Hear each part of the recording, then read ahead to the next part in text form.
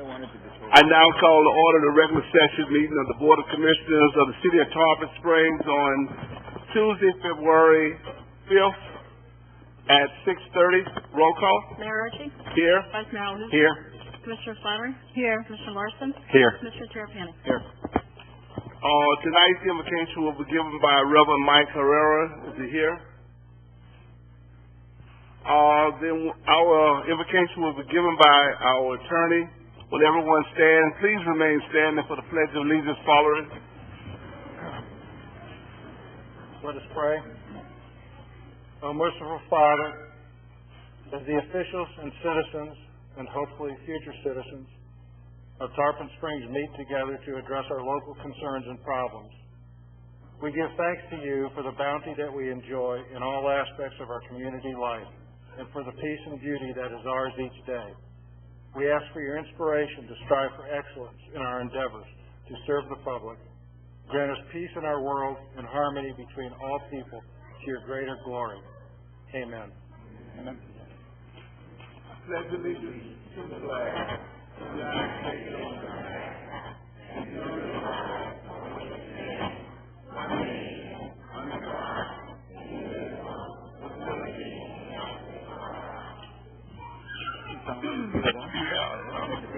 for all. Yeah, I know. Tonight is an honor that we have a special presentation. Sunset Hill Elementary School did some community service projects, and we'll ask if Miss Melissa Hill would come up and tell us about it, and maybe have some of the students share with us.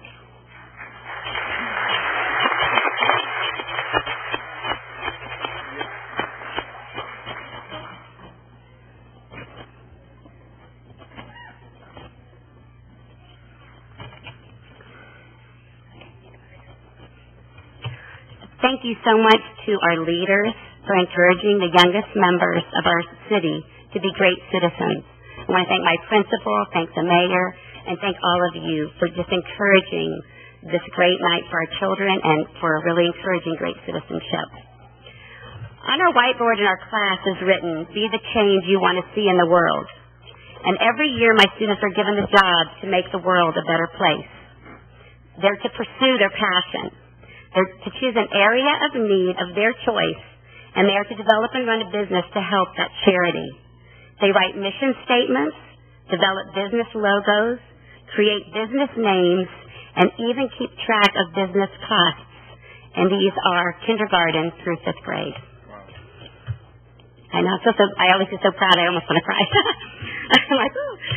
My little entrepreneurs made red, white, and blue keychains to collect goodies for soldiers. They organized garage sales to raise money for ALS research and to help victims of Hurricane Sandy. They organized food drives for the Shepherd Center and made and sold their own stationery. They baked goods, collected blankets, made dog treats, made soap, held silent auctions, made dog kerchiefs, and so much more. And all to make a difference and to make their community and their world a better place. And I have to tell you, with working with these young people, the future of our city and the future of our country are in good little hands.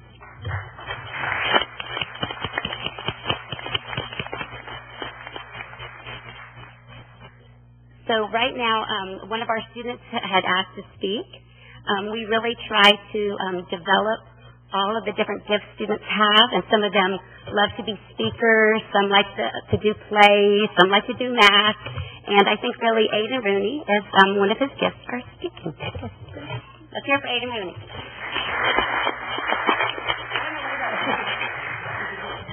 Hello, everyone. What a great turnout it is this evening. My name is Aiden Rooney, and I'm in 5th grade, and am just one of the many brilliant gifted students that attend Sunset Hills Elementary. I would like to thank again our wonderful gifted teacher, Miss Hill. Let's give her another round of applause.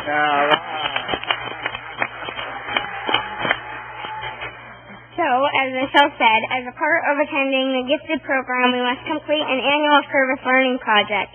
What that is we either in partnerships or independently create small business to raise money for a charity of our choice so the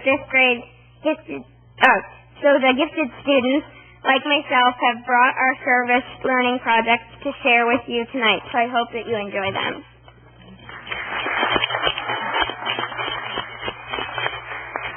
We had a few students that would like to tell us about their service learning project. Would a few of you students who offered to speak please come up now? And this is, off the cuff. We don't know what they're going to say. Isn't it wonderful?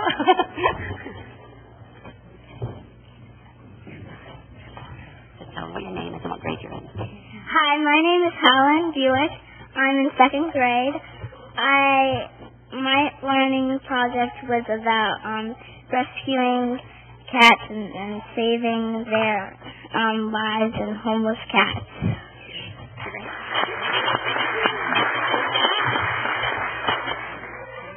My name is Amaya Gamma, and my service learning project is about helping dogs and cats that need new homes for all those people out there who want dogs and cats.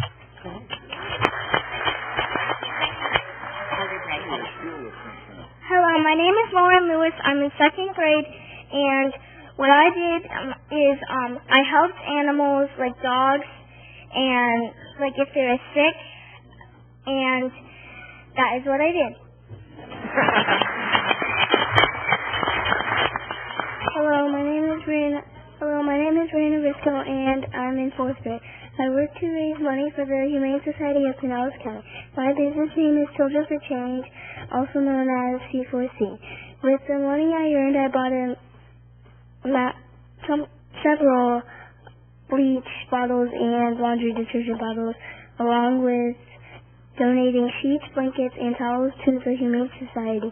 I raised the money by doing additional chores, helping with additional responsibilities, taking care of my pets, such as giving the dog baths and cleaning up after them. Children for Change is about how children can help make a difference in our communities. I would like to thank the principal and staff at Sunset Hills and my family for all their support. And remember, children are capable of making changes within our communities for a better future. Thank you.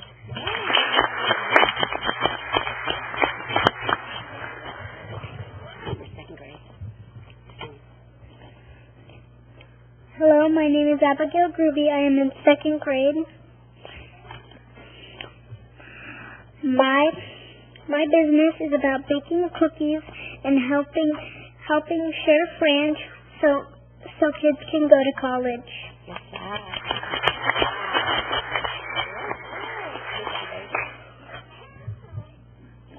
Hi, my name is Ashley Bouviday. I'm in 5th grade, and my business was doing an auction to get money to help hospice.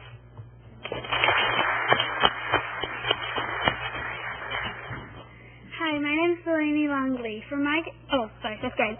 For my gifted service learning project, I wanted to brighten up the troops' Christmas and Easter. To accomplish my goal, I had 2 garage sales, one in Dunedin and one at my house. I raised over $100 at each sale. With the money that I raised, I went to Target and Walmart and bought household goods and stuff that they needed. I contacted military missions and sent my packages to the troops. The troops received 2 of my packages at Christmas and will receive the next 2 at Easter. I did this project not just to brighten up their holidays, but because they protect our country, so I was going to try to do something nice to give back to them.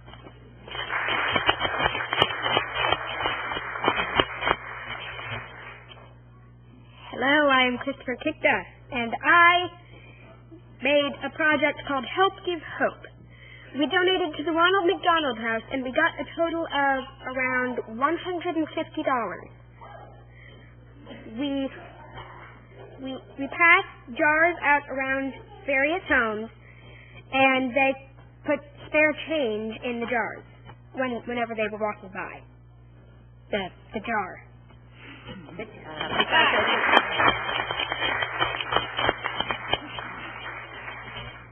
Hello, my name is Aiden Rooney, and my project was 5th grade. My project was called Seeds of Hope. I made bird feeders out of recycled materials and sold them to make a donation to the Suncoast Seabird Sanctuary.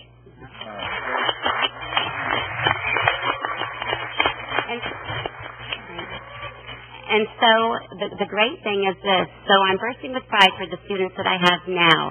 And then in our community, I looked, and around the corner are old Sunset Hills Stingrays still doing their service learning projects when they don't even have to. I would like to call up the Sunshine Girls and Friends to please come up.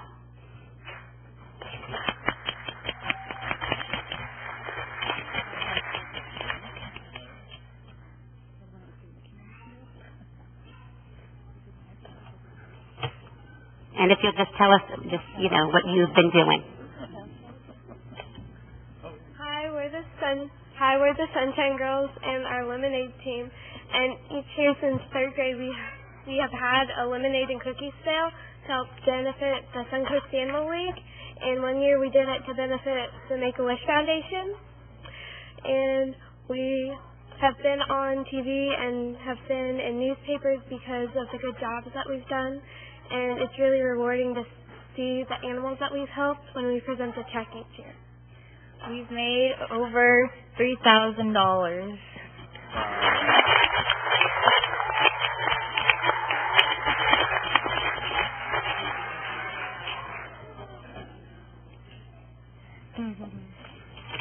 And then I have one more former student that I'd like to recognize that once again, even though it wasn't a project for school, that he continued to do his project and raise money. Justin Dittmar.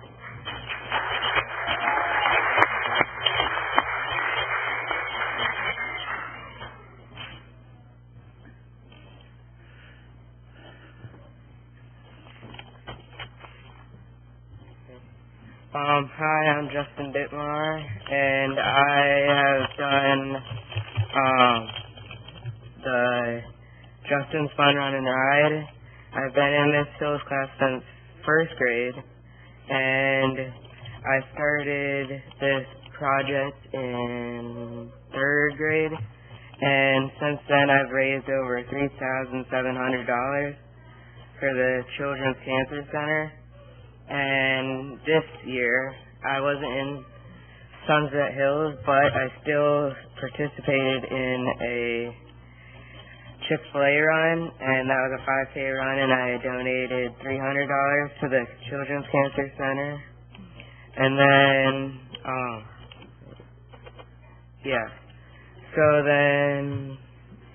I started this in second grade, and I've raised $3,700.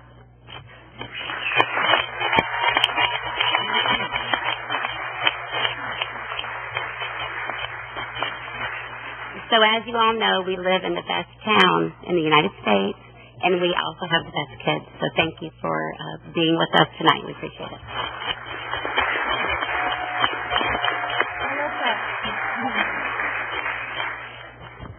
Ms. Hill?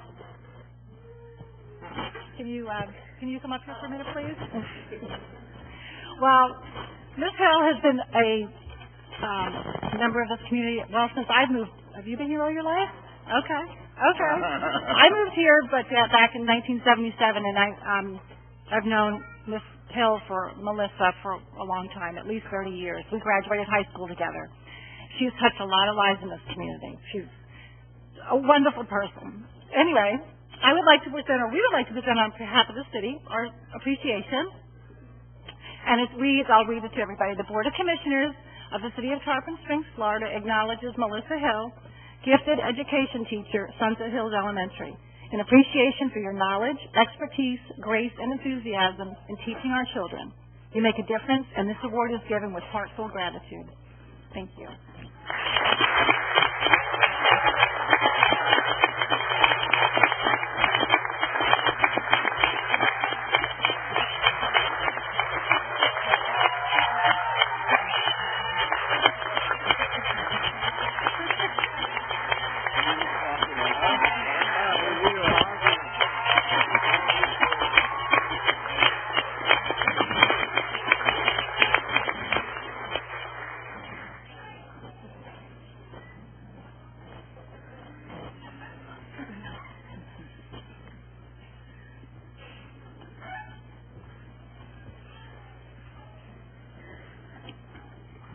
At this time, we ask if all of the commissioners would come forward. We have some certificates for all of the young people for their hard work.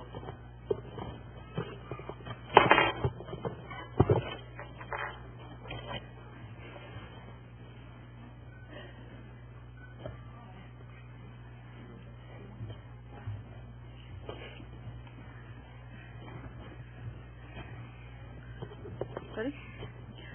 Kindergarten, Luca Shelton, you can come forward. Luca here.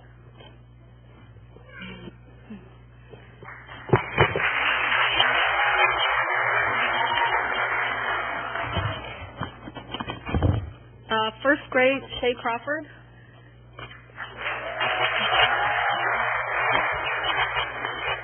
Alexis Garrison. Aiden Kroll.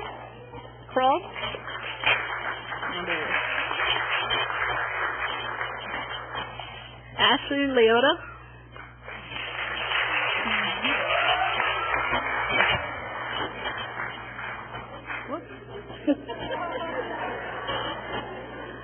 Gabriella Noguera.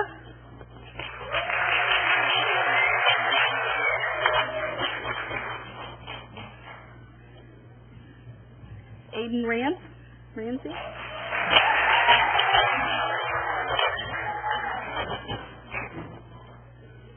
Estehia Traquilas.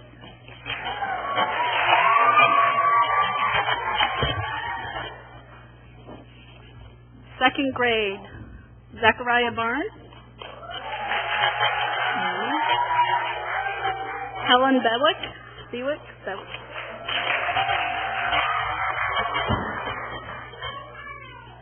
Amaya Gamro.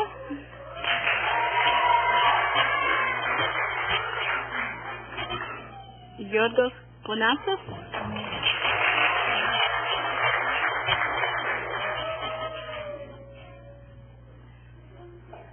Aaron Johnson.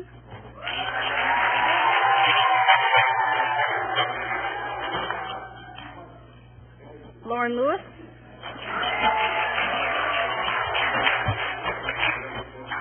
And Patrick Sweeney.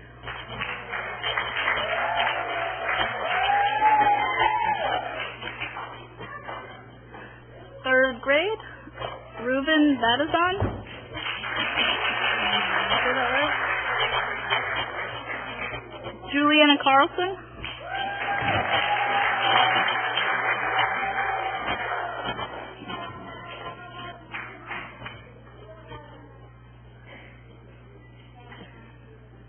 Kaylee Caruso.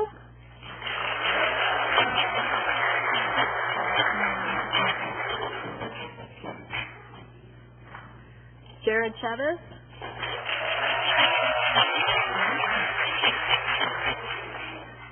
Abigail Gruby.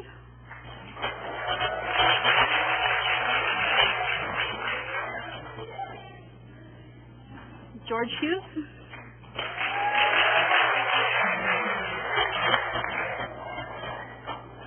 Abigail Kikta.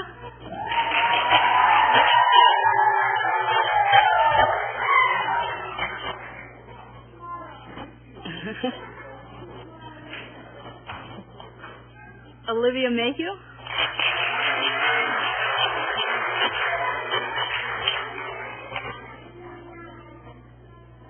Caitlin Reed.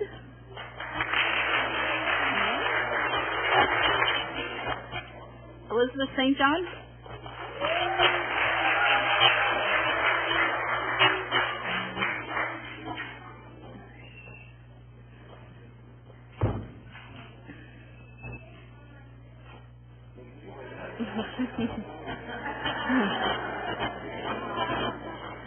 Colton Sacadelis.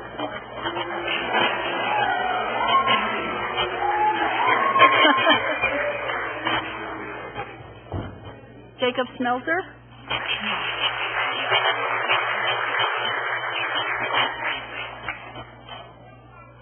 Aiden Staley.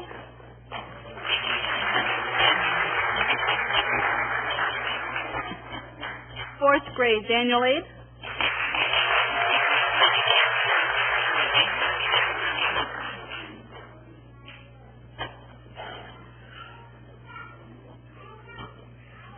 Ethan Oringer.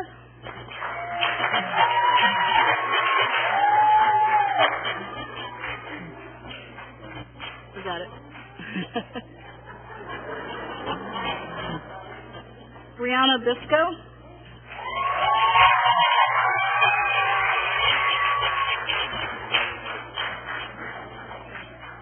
Antonio Domelos.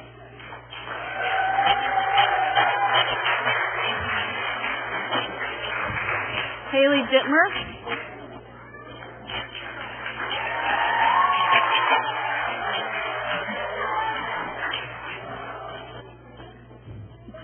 Dylan DeMille.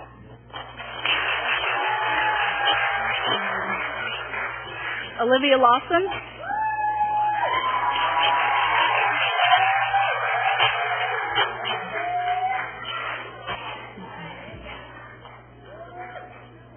Emily Lorenz.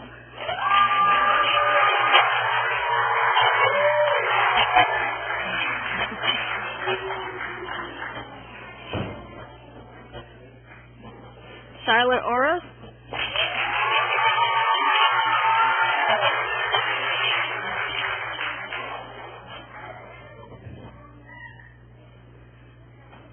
Maria Pappas.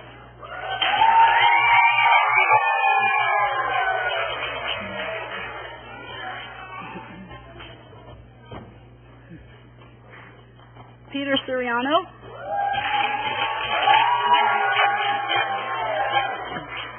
Tyler Williams.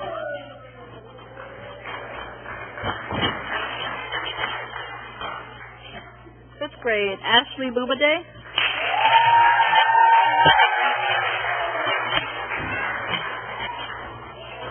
Yana Cortez.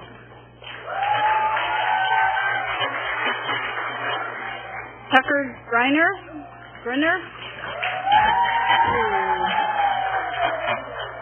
Christopher Kiksa.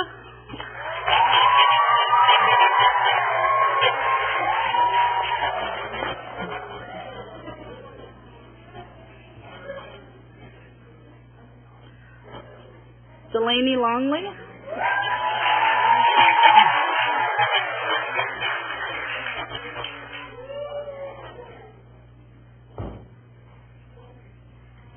Katrina Mercado.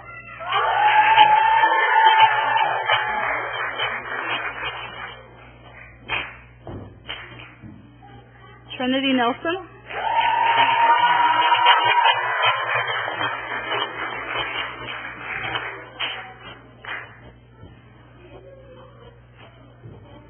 Aiden Rooney.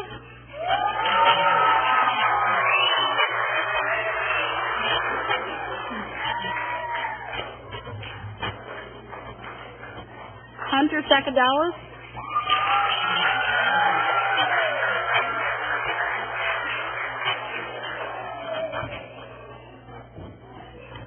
Nicholas Steffen.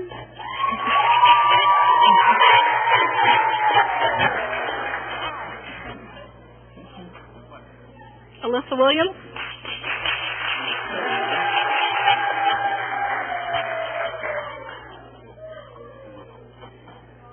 I'd like to also recognize the past Sunset Hill Stingrays, Justin Dittmer.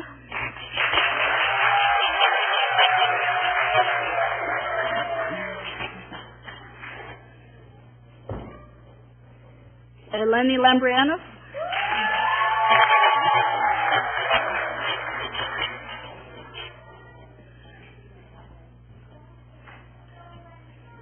Eric Michio.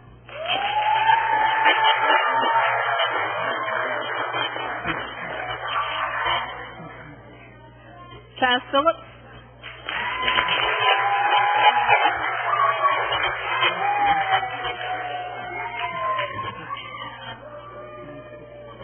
Kennedy Reese.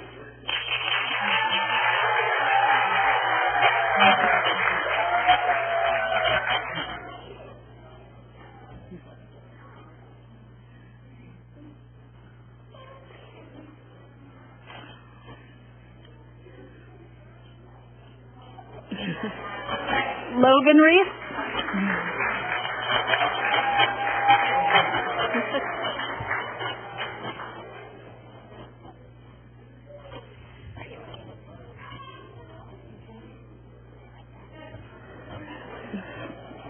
Mackenzie Reese.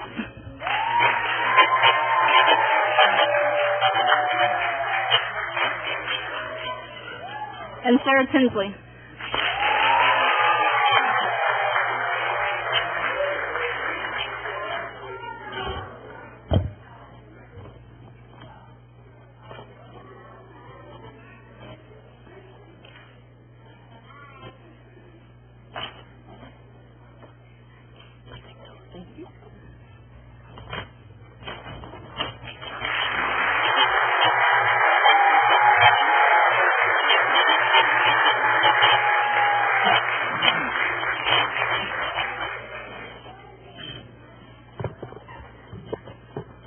To me, it's a great night, and this is what Tarpon is all about. I always say every time I look out and I see our young people doing so many good things that our future's in good hands. I know sometimes it's portrayed that young people are doing so many bad things. All the good things that they do sometimes never get recognized. So I'm glad that we had the opportunity just to tell these young people that we appreciate them. I know I had an opportunity along with Commissioner Slattery because our schedules permitted, not that the others didn't want to, but sometimes your schedule doesn't permit, to be able to go and see some of those projects that they put a lot of hard work, energies, and efforts into. Not only did they do a good job as far as raising the money, it was the cause that they was raising the money for. And to see our young people doing this at such an early age is definitely something that we all can be thankful for. I'm thankful, too, for Ms. Hill and the initiative that she has helped to start. But to all of you as parents and guardians and others that help to encourage our young people because they need our help and support when they're undertaking projects such as this, I say to you, thank you. And I can tell you it's a good night when I look out and so many people here and nobody's mad at us. So it is definitely a very, very good night. And to my good friend, Mr. Rooney, who from time to time comes up and try to let me know exactly what the city needs to do and how we need to do some things. I say to him, thank you, because he's very, very interested in his community, and he doesn't mind letting us know. I tell him, when I see lights out, please, somebody get right on it, because I know Aiden will be sending me a little note letting me know that, hey, the city doesn't look the way he thinks that it should look. So I tell him and his grandfather that we definitely appreciate that. But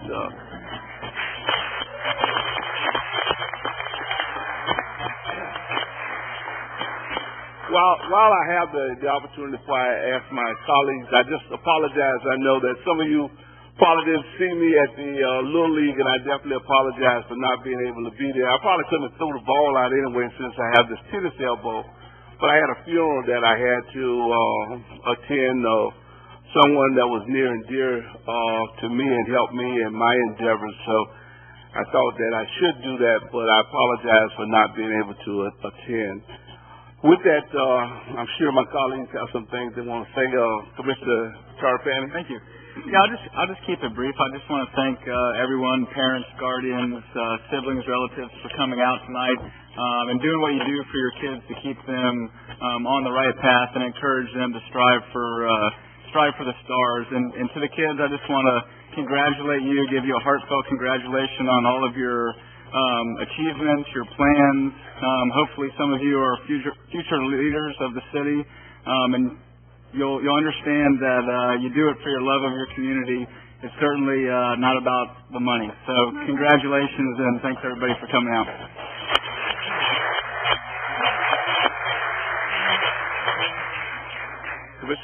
Thank you. I just want to as well thank everybody for being here this evening and help us recognize our children in our community and of course their great leader, Ms. Hill, and she does a great job with the children, and some of them will be leaders in our community. And again, giving back to the community is so important, and volunteering and raising money for people that need it. It's so special, and I hope you all realize how special that is. And thank you to the parents for guiding the children and showing them that, you know, from the heart, come from the heart, because that's what it's all about. Thank you.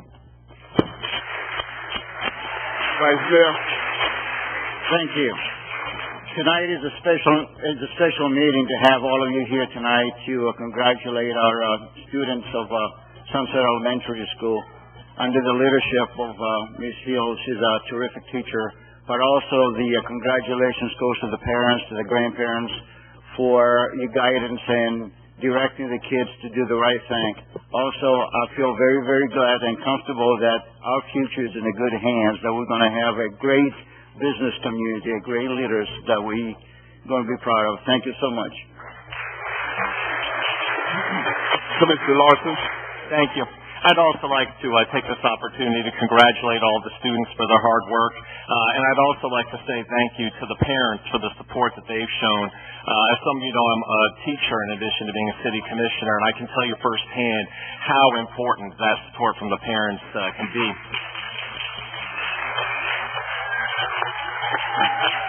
In addition to that, I want to take this opportunity to invite all of the kids to all of our future commission meetings, because I can't tell you how much better the Pledge of Allegiance sounds when you guys are here. You guys are great. Thank you.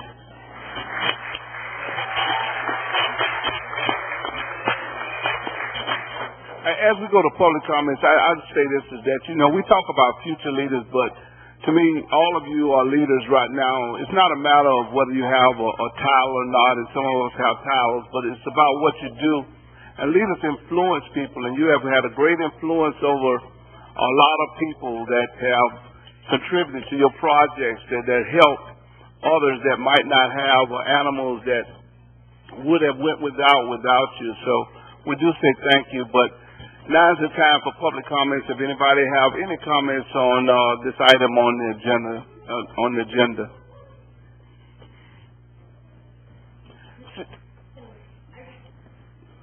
I just wanted to say on behalf of Ms. Hill, she taught my son. I'm from the Suncoast Primate Sanctuary. 2 of the students from that class came down, and I can tell you we got animals that were banned from other states. We've also been given goats and geese and other animals from the city of Tarpon Springs. Those children in their community came out and raised funds when we couldn't get money anywhere else. So I want to thank you, Ms. Hill, and I want to thank Sunset Hills. I want to thank the commissioners for taking the time to hear the children, to understand there are needs in our community, and that the children are bridging the gap and making the difference. Thank you.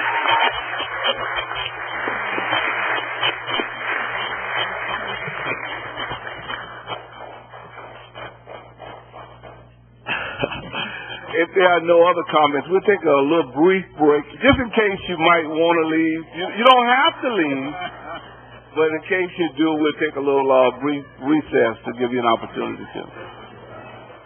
We will call this meeting back to order, and we will now go to public comments on any item that will not be discussed this evening. Any item that will not be discussed this evening, if you have something, come forward. Please state your name, address, and you'll be given up to 4 minutes.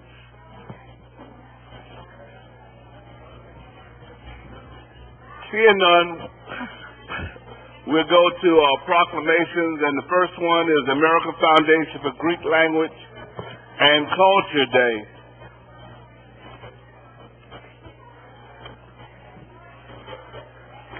This proclamation reads, whereas the American Foundation for Greek Language and Culture, AFGLC, is a nonprofit organization whose singular most important objective is the preservation and the fusion of Hellenism and Hellenic spirit. And whereas the members of the foundation, all volunteers from different walks of life, undertake to carry out this mission because they are convinced that our future leaders must have no lesser knowledge of the forces that shape today's world, nearly all traceable back to the ancient Greeks. Then did the founders of the United States. And whereas one of the most prized activities of AFGLC is the annual conferences, it organizes for the benefit of its members, of the faculty and students of the hosting educational institution and of society at large. Whereas the most recent development in AFGLC's annual events has been the attempt to get closer to the people by bringing the conference to them, such as in the case of this year's 18th Annual Forum Conference scheduled for February 23rd, 2013 at St. Petersburg College, Tarpon Springs campus. It will be rich in content and attract the interest of the local population. Now, therefore, I, David O'Archie, by virtue of the authority vested in me as mayor of the city of Tarpon Springs, do hereby recognize February 23rd, 2013 as the American Foundation for Greek Language and Culture Day. And we'll ask that Dr. Carney, the provost of St. Petersburg College, will come forward.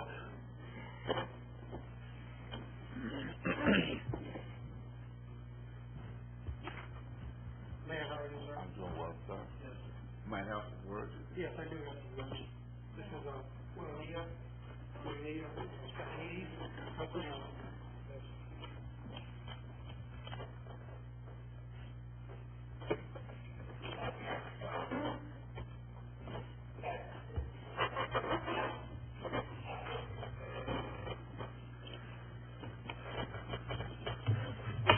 To the mayor and to the distinguished commissioners,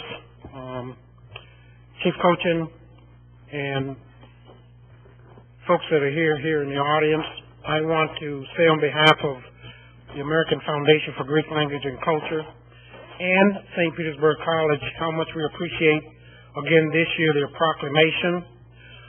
We appreciate the support of the Commission and the City of Tarpon Springs in this outstanding partnership that the college has with the American Foundation for Greek Language and Culture, as well as the University of South Florida and the City of Tarpon Springs.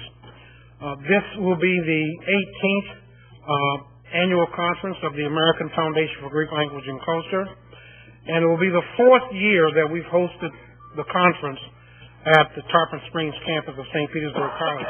For 14 years, this conference was held only at the University of South Florida in Tampa. And it was the vision of Dr. John Bayleaf 4 years ago to move west, as he said, and to invite the community of Tarpon Springs to participate in this outstanding conference. Whereas the conference over in the University of South Florida is focused on academic topics, scholarly topics, the conference on Saturday at Tarpon Springs is focused more on culture, the Greek culture, and this year our conference title is Performance in Greek Culture, Past and Present. We're very pleased to have Dr. Tina Bukovalis, who will be a part of our conference in the afternoon. We will have Greek music, Greek culture, and Greek theater as a part of our conference on Saturday. So again, I thank all of you for the support of our conference, and I invite all of you. The mayor will have a seat on the dais for you on Saturday morning, and of course the vice mayor. I hope you can join us and say a few words and read the proclamation. And I invite all of the other commissioners, Mr. Larson, and the rest of you, if you can, to please join us on Saturday morning. It'll be a beautiful day. It'll be great weather. Udania is in charge of the weather. and we'll have a continental breakfast beginning at 8:30, and we'll start the conference at 9 o'clock, so you can come and network and socialize and have some coffee and some juice and some Danish, and then an outstanding conference. In the afternoon, in the evening, there will be a play at the Ruth Eckert Hall, and I'll let my colleague, Professor Stephanides, talk a little bit about that. Our event, first of all, at St. Pete College, you're all welcome to come. There is absolutely no charge. We'll have a continental breakfast for you and also a box lunch. There will be 4 presentations by our own faculty, and our faculty at St. Pete College are outstanding. They're really something that are interesting topics to each and every one of you. We also have 2 student presentations, and we will have in the afternoon 2 community presentations. The afternoon community presentations will be by Keith Masterides, who's a principal of Clearwater High School, and he will be speaking on Greek Carnival, which is our Greek Mardi Gras, and he will explain the history of the dances and the costumes, and they will actually perform. Also, we'll have Dr. Tina Bukovalis there with a presentation about Hellenic and Byzantine music and some guest speakers that she's bringing with her. So it's going to be a real interesting day. No charge. We hope the community comes because it's all about community. It's about Tarpon Springs. It's about St. Pete College connecting to the community and giving back to the community. So please come, bring your children, bring your friends, and enjoy the day. At night, there will be an event at Ruth Eckerd Hall in the theater. It will be, the doors will open at 6 o'clock with a small reception, and the event will start at 6:30. It's called Romancini. It's a tribute to modern Greek poets. There will be poetry in both Greek and in English, and there will be music to the poetry and dancing performed by the illustrious dancers to the poetry. It's something different. It's going to be an absolutely beautiful event. The tickets for adults are $25, and the tickets for students are $15. Most importantly, we hope that you'll enjoy something connected to St. Pete College this Saturday. Hope to see you. Thank you for your time. One last word, Mr. Mayor. It's going to be a very busy weekend for me and the college on the Tarpon Springs campus. On Friday night, we're having a Mac J. Williams ceremony in honor of Dr. Mac J. Williams, and in celebration of African American Week. That's on Friday night. Saturday, of course, we got the AFL-GLC conference on campus. And then on Sunday, Mr. Mayor, I'll be with you at the Cap Center annual fundraiser and banquet over at Innisbrook. So I'm looking forward to that as well. Thank you very much.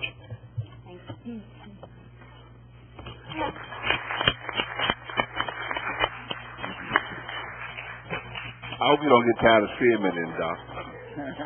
I hope you don't get tired of seeing me Friday, Saturday, and Sunday. Are there any public comments on this item? Any commission comments? Yes, I would like to say something now. Vice Chair?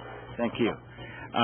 Tonight, I would like to take this opportunity to welcome the 18th Annual Conference of the American Foundation of Greek Culture and Language to our beautiful campus of St. Petersburg College here in Tarpon Springs. And I would like to thank the foundation under the leadership of Dr. Barlees, who brought the convention here from Tampa. Also like to recognize and to thank Dr. Carney. Dr. Carney, can you wait a minute, please? And his staff and the foundation for bringing the conference here to Tarpon Springs. And personally, I would like to thank Dr. Carney and we appreciate for everything you do to the Sister City program and for providing the education exchange program to our sister cities. So we appreciate that very much. Thank you. If there are no other public comments, we'll go to our next proclamation. Excuse me. Item 2, Peace for Tarpon, Peace Flags Project.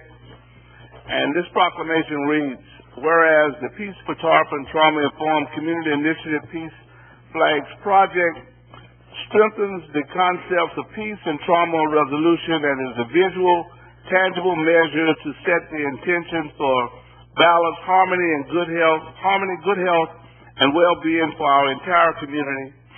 Whereas the flag pounds or squares are inscribed with symbols and words describing the intention and are joined together and displayed in such a way to permit the wind to move the intentions. And whereas the goal of Peace for Tarpon is to display 10,000 flags to send a message of peace. And whereas all residents, businesses, churches, schools, colleges, agencies, healthcare facilities, artists, and guests of Tarpon Springs are invited to participate.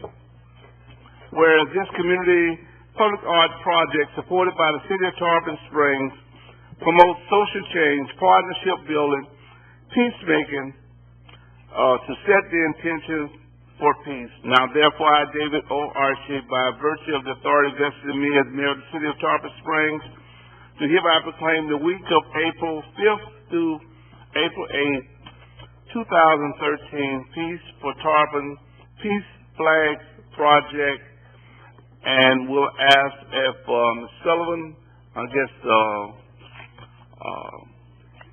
Sanger, if you'd like to come up too. I know that we're presenting it to her, but you're the chairperson of Peace for Tarpon.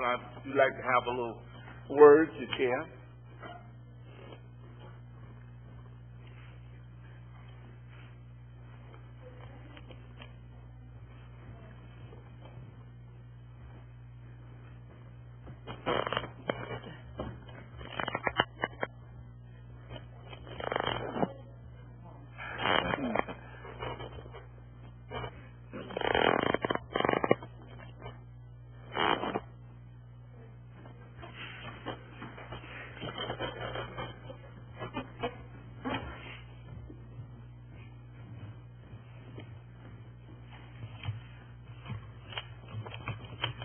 The children really are a tough act to follow. Good evening. I'm Kathleen Sullivan, an art therapist in partnership with Peace for Tarpon. At this time of year, when many prestigious awards are given to dazzling and creative individuals, I'd like to open this particular envelope in your presence. This envelope symbolically represents a production years in the making and ongoing, with its script written daily by compassionate and dedicated people who govern, educate, care for, and guide the people of the city. The category, how to create a trauma-informed community, knowing that in the U.S. alone, $184 million per day is spent on trauma-related care. The winner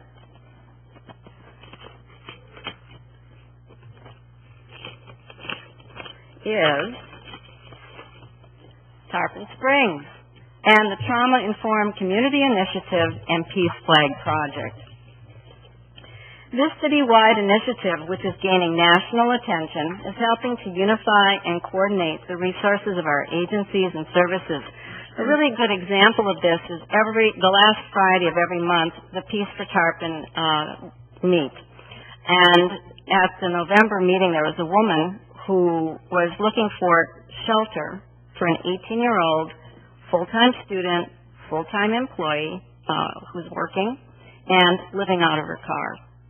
And within 60 seconds, a woman across the table from her, who was part of the housing agency here in Tarpon, said, "I have an apartment she can move into this afternoon."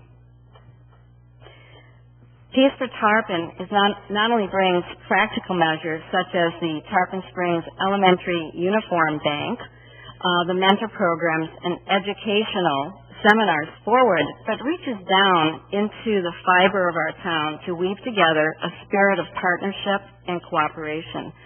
By increasing awareness about the cost and risk of violence and harm on each of us, whether through experience or exposure, we can, through making and display of these flags, send out our intention of peace.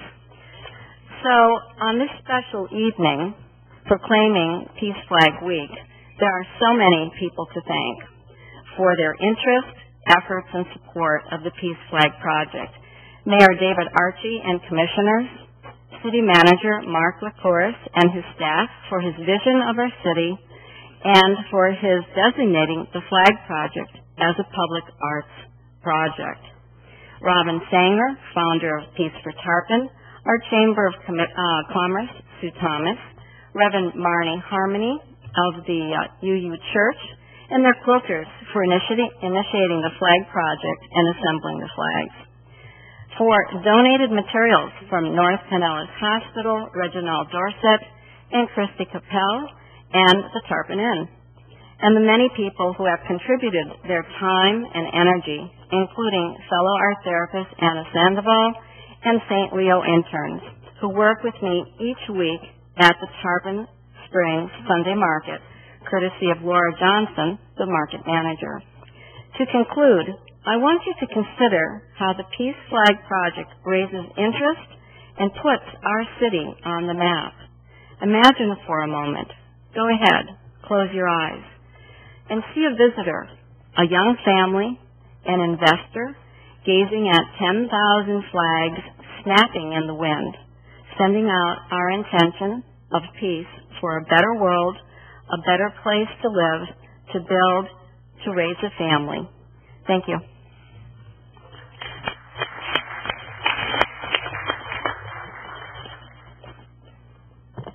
Thank you.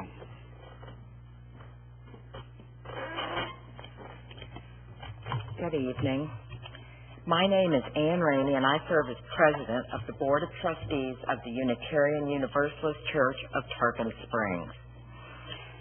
This is the oldest Universalist church in the state of Florida, the oldest church in Tarpon Springs, and home of the George Ennis Jr. paintings, which we're very proud of. Our sixth Unitarian Universalist principle calls us to affirm and promote the goal of world community with peace, liberty, and justice for all. And our church mission is to promote spiritual growth, social justice, and the arts. To that end, when our minister proposed, that would be the, Reverend Marnie Harmony, when our minister proposed the idea of peace flags, the board enthusiastically endorsed that idea and project. We then approached Peace for Tarpon with the idea of creating flags with messages of peace to hang all over Tarpon Springs. Thus, we are now co-sponsoring the project with Peace for Tarpon. On Tuesdays, you'll find members of our regular quilting group sewing together the panels of the flags into larger flags. We are delighted to be co-sponsors of this exciting exhibit of art in our city.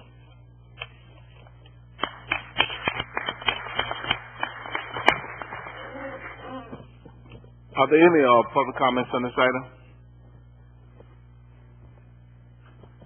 I'd just like to thank the church and Peace for Tarpon in terms of this initiative. We look forward to what's going to be displayed in April, and it's an opportunity for everybody to really take a part and participate in and showing that Tarpon as a whole, as a community, promotes peace. So we just thank you for that effort. Any commission comments? No, thank you, and we'll definitely be involved. The next item that we have is item number 3, Chamber of Commerce Beautification Award. Sue Thomas, President of the Chamber.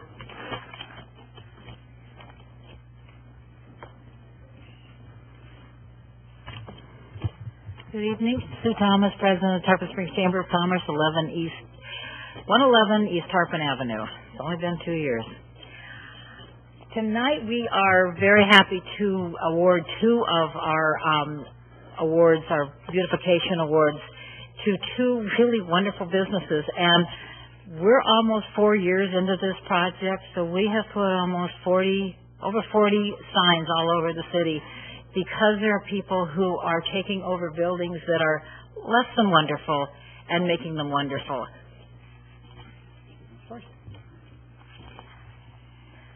The first one is a sound design, and they're kind of tucked away on Klosterman right off of Alternate 19. But the job that they have done redoing a building, and I don't know which is better, the outside or the inside, because the inside has a full theater, they do surround sound, they do all kinds of wonderful things that every house needs. We're going to award this, and then I'd like them to tell you what they do. So I'd like to award this to Natalie, and unfortunately Terry couldn't be here tonight, but she will stand in place. Thank you, Sue, and thank you to the Chamber of Commerce and the City of Tarpon Springs. We love Tarpon Springs. This is one of our co-owners, Harry McNeil, and my husband couldn't be here tonight. We do home theater. We also do construction of new and remodels for both commercial and residential, specialize in home theaters and tucking all of your ugly electronics away so they can't be seen, and using one remote. We have lots of other features that we do, and we are open by appointment only so that we can spend one-on-one time with you as you come to see us and see what you need. Thank you very much, everybody. Appreciate it very much. Thank you, sir. Welcome. Our second award goes to a couple who have taken a house. If you've been on Stafford lately, there was a house that really looked like it needed to be torn down. It now looks absolutely beautiful. Off the Beaten Path is a wonderful gift shop, and what they did with this building is absolutely amazing, and I really didn't think it was going to last. We'd like to award this to Paul and Stephanie, who have done an absolutely amazing job of taking a building that was terrible and making it wonderful. And they truly are off the beaten path. So as you're going down the trail or you're over on north of downtown, stop by and see them because they have done a great job. And they've managed to do really well in spite of the county tearing up the whole street. So I'd like to introduce you to Paul and Stephanie.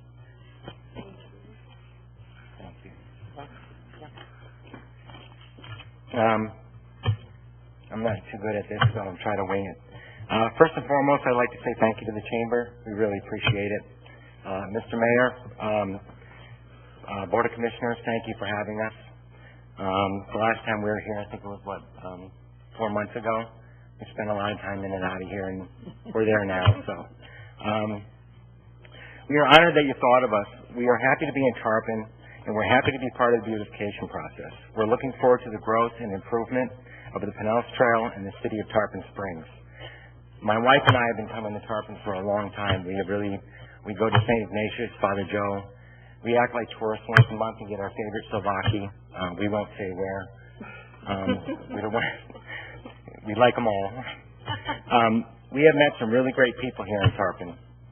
Not just the people from the city offices and or the Chamber, but the local people, including fellow business owners. They have really made us feel welcome. They have referred business to us and us to them. And several have become great customers of ours, too. We see the potential in Tarpon's economic growth, and our focus is on the local people, the ones who shop in Tarpon all year long. Though we welcome the snowbirds and the tourists, the local people are the ones who keep the economic going during the off-season. And in closing, again, we would just like to say thank you. This is really an honor.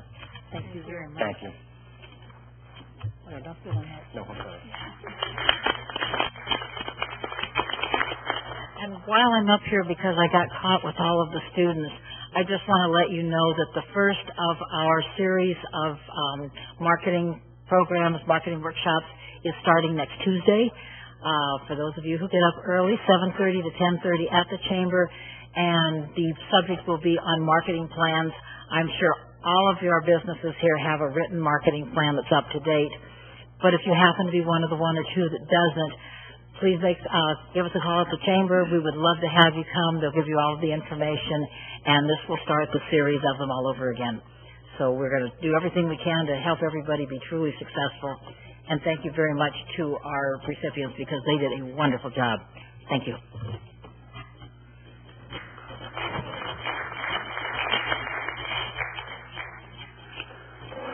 To both of these businesses, we just say, as a city, we thank you for all of your efforts in terms of your beautification project, and we definitely wish you much success in the future as far as your business is concerned, but we definitely want to let you know that we appreciate you beautifying Tarpon Springs through your business, so thank you.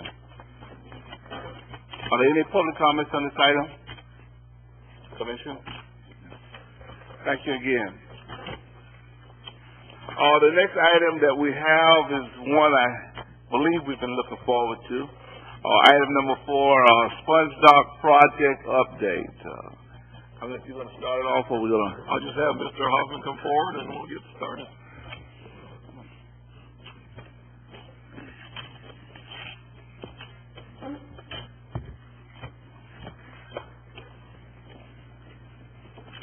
Okay, good evening.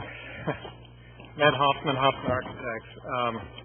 As a long-term resident in the city, I'm very proud and privileged, feel very privileged and blessed to be part of this. Our city, as you know, has so many wonderful aspects to it. You know, the history of it, the downtown, the entire community, and the fishing village that it is, and the sponge industry, our waterfront, the docks, sponge docks as we refer to it as, is a fabulous part of the city.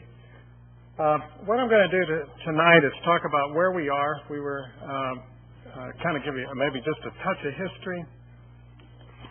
Of course, you know, where this image up here. Oh, turn it on. A little technologically challenged. This is the fabulous part of the city that we're going to be focusing on.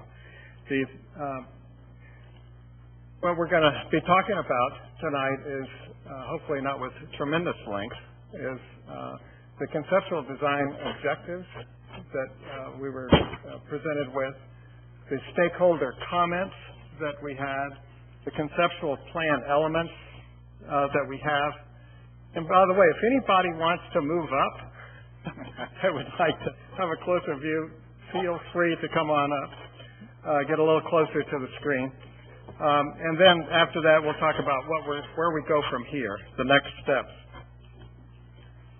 The conceptual design objectives, some of the things that we were first looking at in this project was to, well, let me first give you an orientation that you'll be seeing this plan again. But we're just to let you know the docks, the sponge docks here, the downtown, the city part here, Anclote River, alternate 19, so Decanese moves through here from east to west. I think probably one of the most important things, I'm not going to cover all of these, but because we could go on all night, but the sense of place, the uniqueness of our area, the idea of the authenticity, I think that has come up over and over again. That we are a tourist location, but we're also, very importantly, and what makes it special and unique is that we're also a working waterfront. We have a lot of diverse things going on there at the docks, and understanding our local conditions become very important. Trying to balance those, the working with the community needs, the tourist needs. We're also concerned about the cost of what we're trying to do and the maintenance, the long-term maintenance cost, and try to keep that as cost-effective as possible. So the ongoing parts of it become very important as well. We want to, again, reinforce the sense of place. We want to be able to tell the story of the docks, and we want to accommodate the events that are planned down there. As well as consider the traffic, not only automotive traffic, but pedestrian, bicycles, and that kind of a thing. We took stakeholder, looking at how we took in the comments, how we tried to pull everybody into this project. The first thing we did is we did a workshop at the beginning in November, which has already been more than a year ago. We divided that first workshop up into two groups. As I talked about the diversity of what's going on down at the docks, we have so many different ones. We have, of course, we have the merchants, we have restaurant tours, we have retail, we have people commercially giving boat rides, then we have the commercial fishermen, the shrimpers, and of course, very importantly, the spongers. So, and I've probably left out a few categories.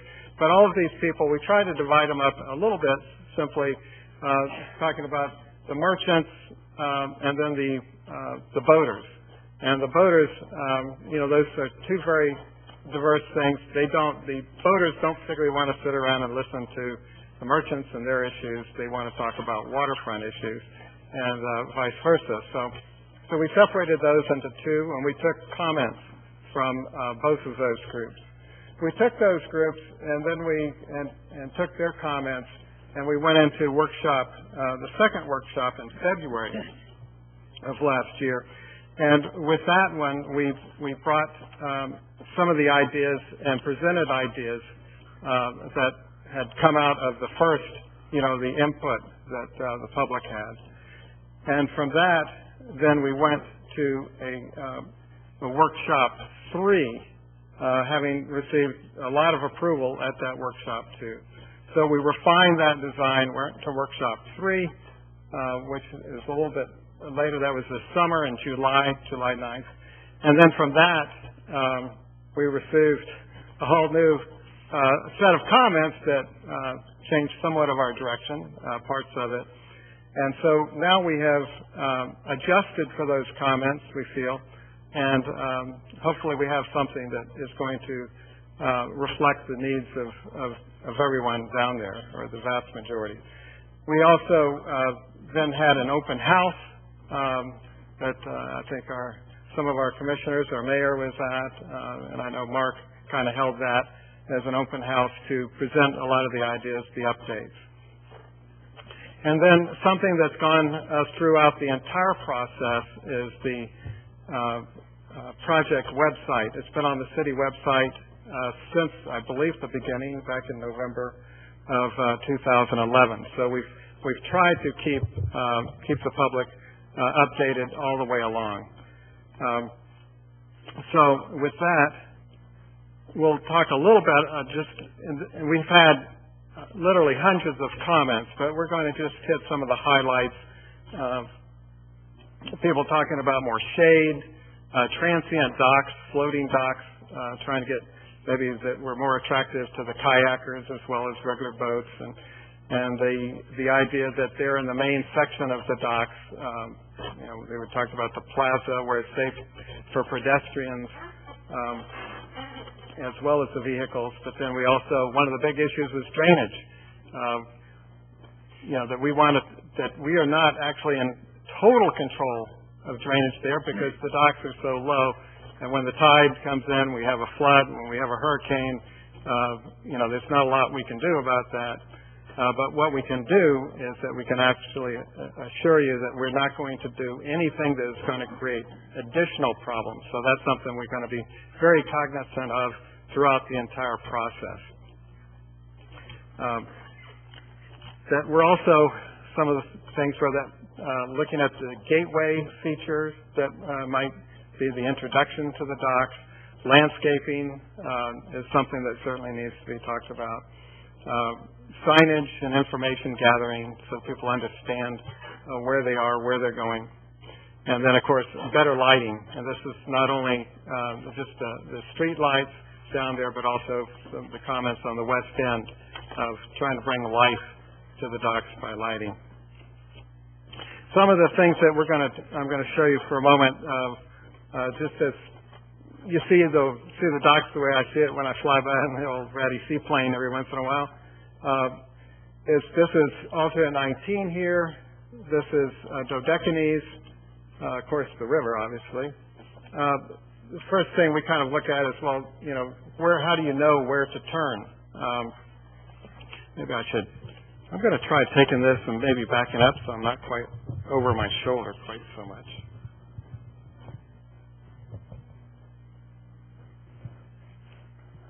Okay, sorry for whoever's view I'm blocking, I apologize. By the way, one thing I should do is, when I introduce myself, I should also introduce the colleagues here. Todd Wilsey is also from our office, Hoffman Architects, but then also David Crawley from URS. URS is in partnership with us, and they have a lot of technical expertise that is actually in the program here, but also will be showing up even more so when we move to the next stages. But see how far out of the way I can get. Again, we have alternate 19. What is our entry? What is our introduction to the docks? That seemed to be a concern. What is it about this asphalt that's any different? Why is it a special place? If we start looking at the dock, the pieces of the dock, we have the city marina here. Maybe that could be connected in. We'll talk about that. As we move a little further down, we see the amount of asphalt and the lack of landscape, and the idea that how do you connect this group of merchants to this group of merchants when you have a wasteland here.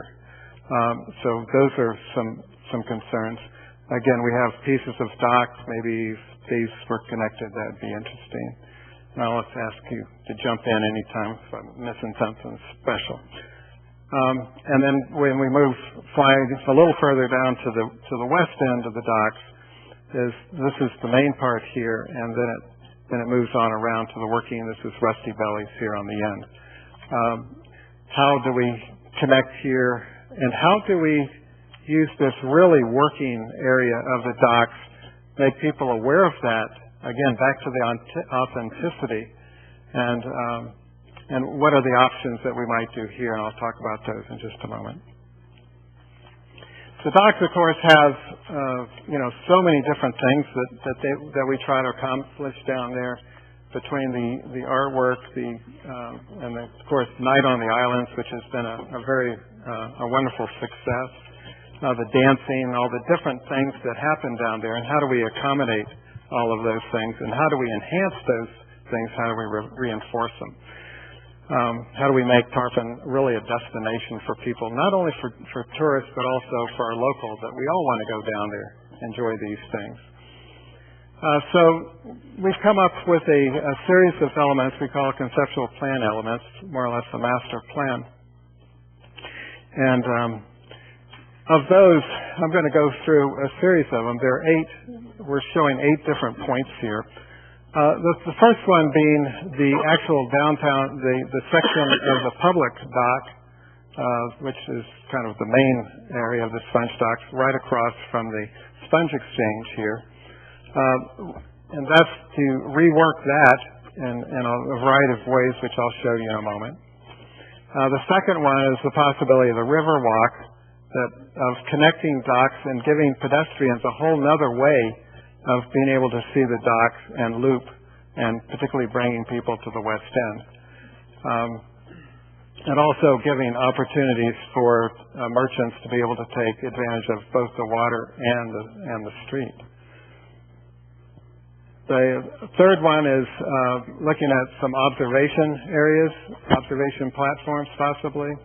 And we had one located down here on the east end, as well as one at the end of Roosevelt here on the west end. I'll be going into these in a little more detail momentarily. The fourth one is the transient boat slips, being able to bring in at the end of Hope Street here, where we just put in the restrooms, some transient slips, maybe the floating dock here, as well as the city already has the marina here, and we might want to enhance that to make it much more obvious. The next thing was how we do, and what's shown in red, and of course would be here as well, but it's to how do we get rid of or modify maybe all the asphalt and maybe doing the brick streets. The Tarpon Springs, again, trying to get back to the authenticity, make it more cohesive with the rest of the town, as well as what it was originally, historically. The next one is the idea of gateway elements, which are, of course, the first one is a gateway up in here, but then we also are looking at elements that are at these intersections that start to define where you are, so you have a sense of place, as well as some information markers. And then the last one, the seventh one is the parking lot landscaping, and that's what I was talking about along the Decanis here, trying to enhance some of these areas with public-private kinds of things where we could do city landscaping, even though it's on private property. Then the last one is to generate potential walkways, reinforce the pedestrian. Having people be able to walk throughout the docks is so critical. And so then I'm going to go into this center area. One of the thoughts that we had was, again, as we to bring a boardwalk, or actually dock. When we say going to the sponge docks, this actually becomes more of what people think of as a dock as opposed to a wharf. So that gives us also a little more working space here, working space for the boats. We've actually moved the boats out in this diagram 8 feet, the width of the dock, so you can see we still have, we believe, adequate room here in the river, even when boats are side by side.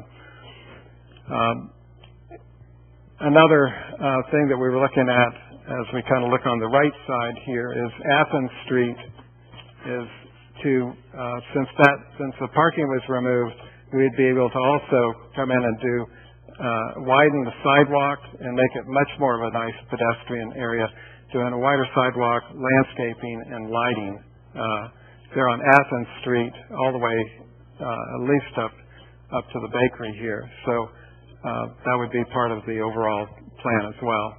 Down on the east end, as you approach this area, would be a trolley stop. So there's a trolley where it can pull off and pick up people here. There's also, at this point, there's one of the wayfinding markers, which I'll identify a little bit more in a moment. Just so to orient you as well, down here there's is where we have the public restrooms at the end of Hope Street that were just finished. As we zoom in a little bit to talk a little bit more about what we're doing here on this plaza, and is to we end up, again, shade is one of the big issues, so we have trees. Seating is an issue, so we've added more seating. We have seating that is along the existing seawall. We've added lighting as well. And one of the comments or the concerns was about the ability for the sponge fellows to be able to actually have access to their boats. And so we're showing a couple of, three trucks here with their sponges, but in reality, all of this is the same level surface, and the trucks can go in and anywhere along the docks here to have access right up against their boat. So that should work well anywhere along the dock here. What we've done is we've kept two-way traffic through here, but we're accentuating the center area here in front of on center with the sponge exchange, and we would raise this part of the street we'll have very minimal curbs, so it's a very walkable thing, but then we'll delineate it with the different materials, and along with ballards and those kind of things for safety concerns to try to separate the traffic, the vehicular traffic from the pedestrians. But yet, it's a little bit like, I think the best example right around here is in front of Publix. That whole section in front of Publix where, traffic stops for pedestrians and that kind of a thing. And it's a very, we're hoping for a traffic calming situation here by when you come up on top of the ramp up onto this level. But what that also does is when we occasionally close the street for the night on the islands and that kind of a thing, that whole area gets to be an area for dancing and that kind of thing. People aren't tripping over the curbs, particularly at night. As we move on down, again, we have more landscaping and more seating, and it's all trying to also do shade structures. Here in the middle, also we're creating, you'll see in a moment, the amphitheater type of an area, so that people can sit around and be focused on the sculpture that's there now. We'll push that back a little bit to give us a little more room out here. Currently, the edge of the waterfront seawall is right here. We're trying to gain some more space so that can also be a gathering space. When we look at Greek dancing and that kind of thing, getting the big circles of dancers and all, and to be able to have events there with some seating here on the side, which you'll see momentarily. Is that kind of that plan? We'll move on. A little section through from where the city boat is here This is that area, the little amphitheater area with the seating, and then across. But this is the entrance to the. This is a image of that what we're talking about with the wooden dock that's added on, giving us an 8-foot extension, a little more workable surface here. Still able to park trucks and vans. This is the little amphitheater, so people could sit here in the shade, get out of the sun, so they could enjoy it anytime. But then it also becomes automatic seating. So when we're doing a bouzouki contest or belly dancing contest or having presentations on sponging, on history, and that kind of thing, we have a center, we have a focus to do that. With actually here is we've taken our artistic license of taking away our Greek sponge boat that's on stepped out of the way for the picture. But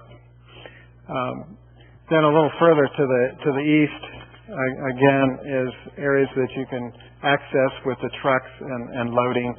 We also, you see the light fixtures. We also will string. The idea is to string lights like night on the islands, but be able to do that, every night, so they'll be much more permanent. Again, we have seating in a lot of different areas. In a few moments, too, I'm going to run you through a video, which is going to be kind of a fly-through that will do this whole thing. The pilings. Well, let me say that. The seawall becomes a seat. You can sit anywhere along here, of course. The pilings need to be fairly tall be able to protect the boats at extreme high tides. I believe that's covered that. We have an element that we have as maybe it's an art element during most of the time, but then maybe it swings down. Instead of putting up having the police department set in those old orange and white barricades, that we would actually have a decorative gate be able to come down and close off the street for the Night on the Islands types of events when we're closing the street. Up on the west end, at the end of Hope Street, we had talked about an observation tower, and this is a plan of that and looking at the different views. But part of the concept here is that to try to bring traffic, particularly pedestrian traffic, to the west end, the idea was to put a tower there. I don't know how many of you hike in the mountains, but when you're taking the kids and you see one turn after another and over the hills, and after a mile you're ready to turn around. But if we tell the kids, hey, there's a waterfall, we're going to go see. You'll go that extra 3 miles because you have that destination. And so the idea of the tower is, well, let's all go down, walk the docks and go all the way down to the west end to go get up in the tower and be able to look around. I had the privilege of going up in one of the city lifts, and it would be horrifying heights. I would feel better if I was strapped in, actually. But going to the lift, and I was not able to see the lighthouse at Anclote Key because of Deserter Hill there on the Hangman's Hill, or whatever we call it, out there on Florida Avenue. The trees on that is so high. But you do get a wonderful view and a sense of where the sponge docks are in the context of the rest of the river. Because you can start to see out the river, and it becomes a wonderful destination. But also from up there, you'd be able to look back into the working areas of the dock, where they're working on the boats, where the fish house is working, unloading boats, icing boats, all that kind of thing. You can see that, observe it, without getting in, bothering anybody. So we think that would be a real asset, and that a lot of the public comments were very much in favor of that. This is at the end of Hope Street, where we might do the floating dock. Again, with kayaks being able to get out of the water right now, I don't believe there's anywhere to get a kayak out of the water. They've worked up a great, they put out all this energy. Now it's time for some baklava. They should treat themselves. And so this would allow you to do that in front of the city property, right in front of the restrooms as well. This is just a sample of the image of the gateway, trying to do something a little bit unique for the city that makes this a special gateway. And so trying to use some of the character this is the Riverside restaurant, the old Pappas's. We're up here at Dodecanese now, Dodecanese in Alternate 19. We'd also, of course, wanted to be doing some more landscaping in here as well. We have, of course, semi-trailer trucks that, we need to keep at least 14 feet of clearance there, so we've done that. Also, potential signage for different parking areas and to identify dispense docks maybe in other locations as well. This is that piece we talked about being an informational marker, where it's up here. The inspiration for this was the old towers that were out in the river. We call them range markers to get you lined up, and they used those for many, many years out there. And so we're kind of using that theme, maybe putting numbers on them so that they're in sequence, kind of like Key West. You're able to say I'm at mile marker or whatever. And they're really do a couple of things. They would be at, again, the intersections. There would be one at Athens, one down at Hope, and that the idea is that you would be able to find, you'd be able to tell somebody, I'll meet you at marker 6, or I'll meet you at marker 5, and then at those markers, then we also, this is where we would have the history pieces, panels, so that you could learn about the history of the area, and what was there. And then at the same time, maybe we do some seating, might incorporate some shade too. Anyway, that's kind of an inviting marker. And then again, signage, trying to bring about signage. This happens to use the Greek dinghy, which I think is a very iconic type of a boat. At least I love boats, and the Greek dinghy is very, very unique and a wonderful part of our history. The last slide here of the amphitheater. Again, maybe with doing music or being able to talk about a lot of different presentations about the docks, the history of the docks, music, that kind of thing, as a focal point. Just kind of the next steps before I go on to the movie.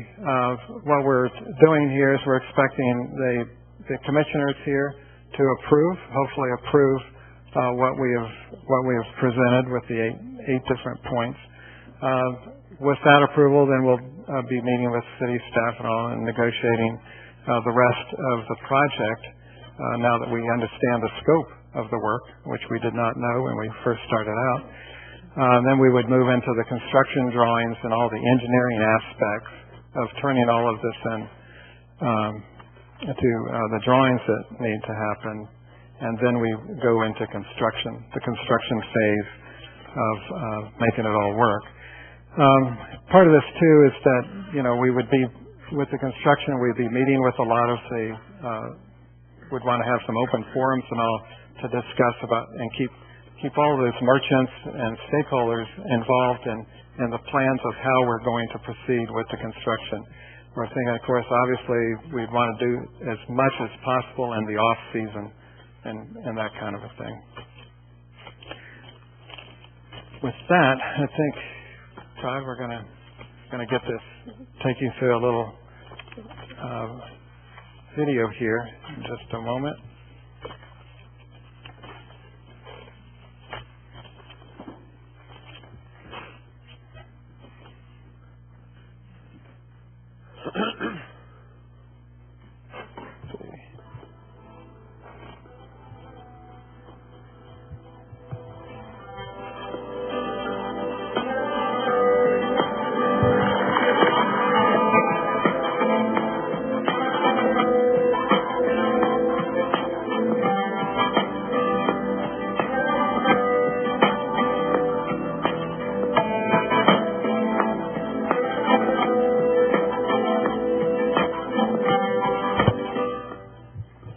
This is approaching that ramp we talked about there.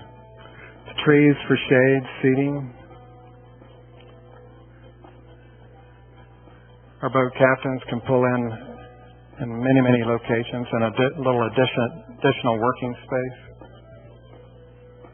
That lighting talked about, little amphitheater.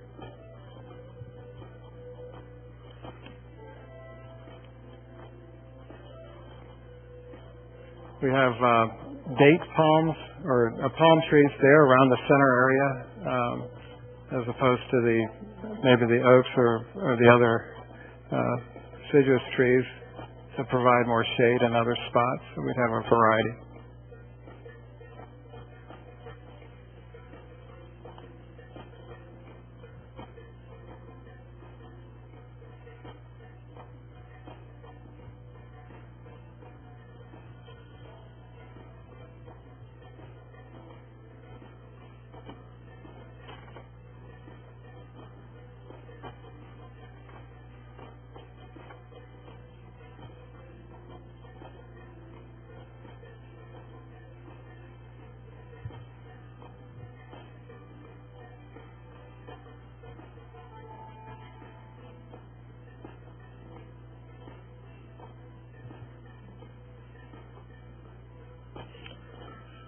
So with that concludes, I believe, our presentation. And so anyway, just say thank you, and I guess we're open for questions. First, I just say thank you, Mr. Hoffman and others that have helped us to get to this point. I'm not sure if the city manager wants to say anything now or whether we should open to public comments or which way you decide. Oh, wait, I know what the comments were Monday, but sometimes they change Monday because I'll wait till after we get comments tonight. Are there any public comments on this item? All you have to do is just come forward, state your name and address for the record, and you will be given up to 4 minutes. You don't have to use it all, though. But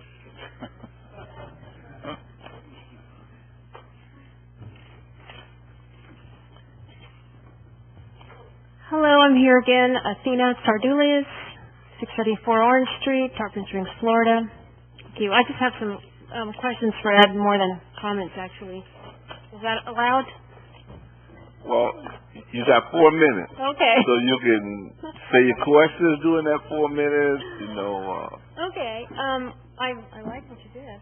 And it's obvious you listened to, what our objections were as merchants on the sponge dock. I liked it very much.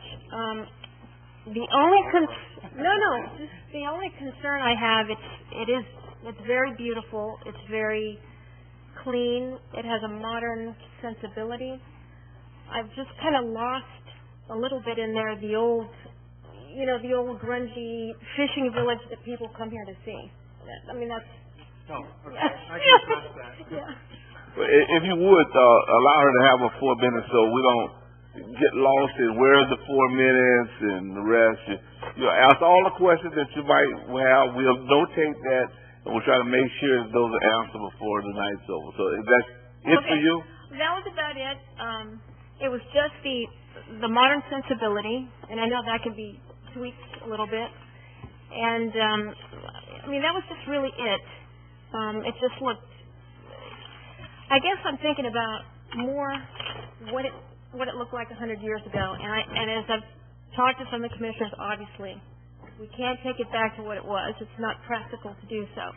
But my business is located in a 100-year-old building. That's what's left. And my customers just get so excited when they come in. They say, this is it. This is why I came here. This is the real Tarpon. I want to see this old crumbling place. So I guess that's my only concern, is that we've beautified it a little too much. That's it.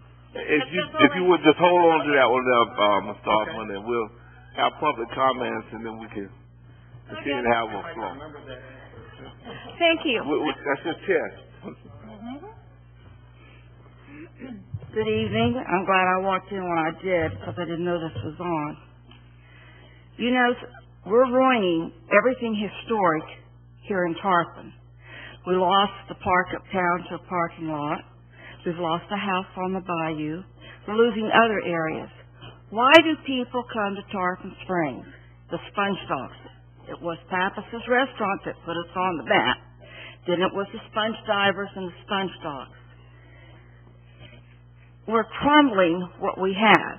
Mr. Larson, your wife's ancestors, along with Chris Alahouzes and my husband's family, my grandfather, the city manager's grandfather, your grandfather, Mr. Tarpon, many years ago, all worked hard for the Sponge Dogs and what it's supposed to be. You've modernized it too much. You've lost the essence of what it's all about. People come to see the old, and there's nothing wrong with it. But you're whitewashing everything what our ancestors put down there. You're taking it away. You're stepping on your papu, your yayas, your father's graves there that they worked very hard for. Tropi, tropi, tropi. That means shame, shame, shame. You're going to modernize it so much that people aren't going to come to see the Sponge Divers. You're losing the zomi. That means the juice of the Greek town, the Greek sponges. You don't see that stuff in Greece that he's put on there. You don't see the architecture like that. I'm ashamed. I'm ashamed that you're not trying to preserve what we have there of the old and make it stay. I'm 70, and I know in 30 years there's not going to be any more Sponge Dogs down there because you're going to try to improve and improve, and you're going to lose the heart of what it's supposed to be. You can smile on that board, but I'm going to tell you something. The fathers who made that Sponge Dogs and the mothers and the Sponge Divers are rolling in their graves tonight to see something like this. It's wrong. You go to St. Augustine, they preserve the old. You can't even change the yards or the houses up there. You go to the little fishing villages down in South Florida, they haven't changed. They preserve what they have. And here we're trying to make it modern. I'm ashamed that you're taking away the history of my families there. We work very, very hard to keep what we have. I'm ashamed that you can't see through that and know the value of what we've got at the Sponge Dogs. Through my years here at the commission, we had a lot of studies on what should be at the Sponge Dogs, and we never went through with them because we knew it wouldn't work and we'd lose the essence of what we've got there. Think about what you're doing. You're whitewashing what's really supposed to be down there. The old buildings, the small sidewalks, the sponges there. We're doing fine with what we have. A tower? You're not going to see down the river. Come on. You're not going to see anything. People come to see the old. That's what they want. They get to see the pluva. That's your sponge business. They get to see. We lost the essence of the sponge exchange. We're trying to get it back now. For God's sakes, value what you've got there. Value what the families have done. Don't take it away. Keep it there to keep Tarpon strong. Everyone wants to whitewash the Sponge Dogs. Well, why do you move to Tarpon Springs? You come because you see the historical and you see the old and you like it. You don't want it, then move out. But people come here and they love the old, and after 2 or 3 years they want to change everything. Don't lose the glory that you have. He's done a beautiful job, but it's not the Sponge Dogs. And for shame what you're doing to the ancestors of Tarpon Springs, and you all know what I mean. The tropi is yours. Don't kill the zomi of what it's all about.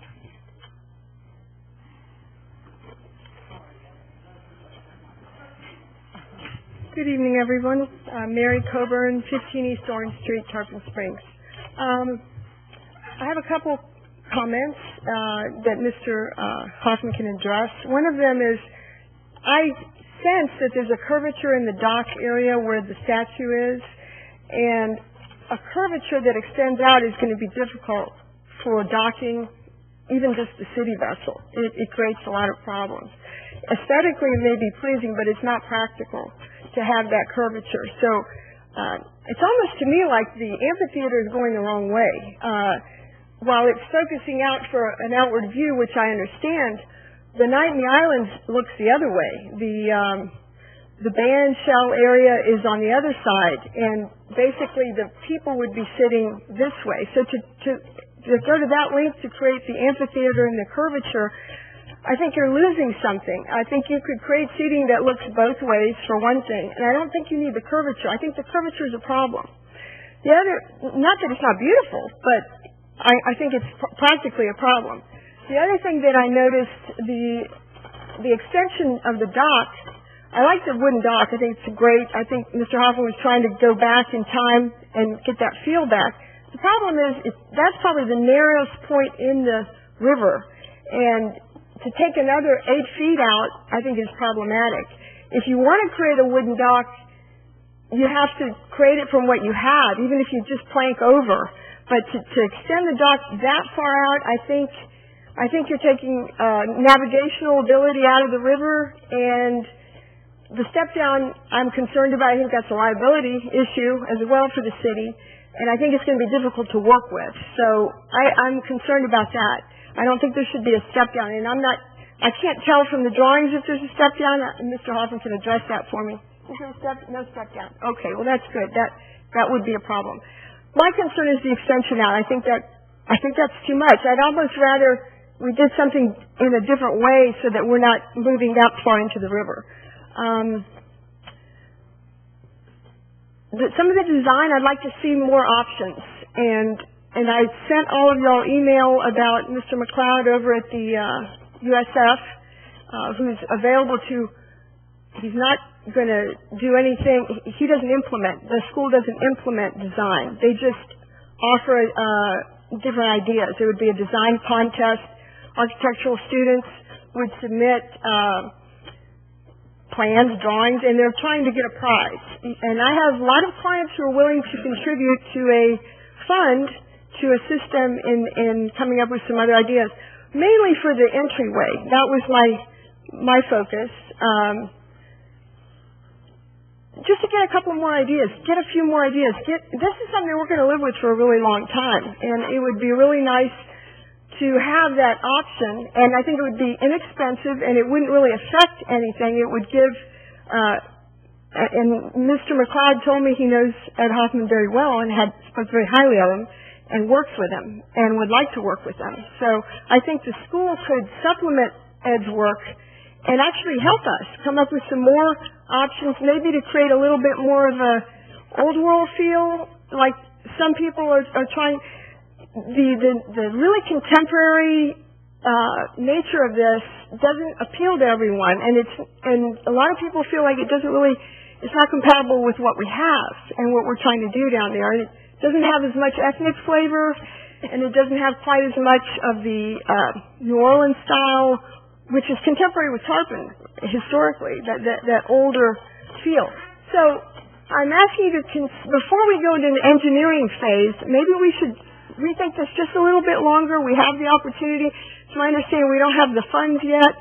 We still have a little bit of time to nuance it a little bit more, and then Mr. Hoffman can move forward with implementing it.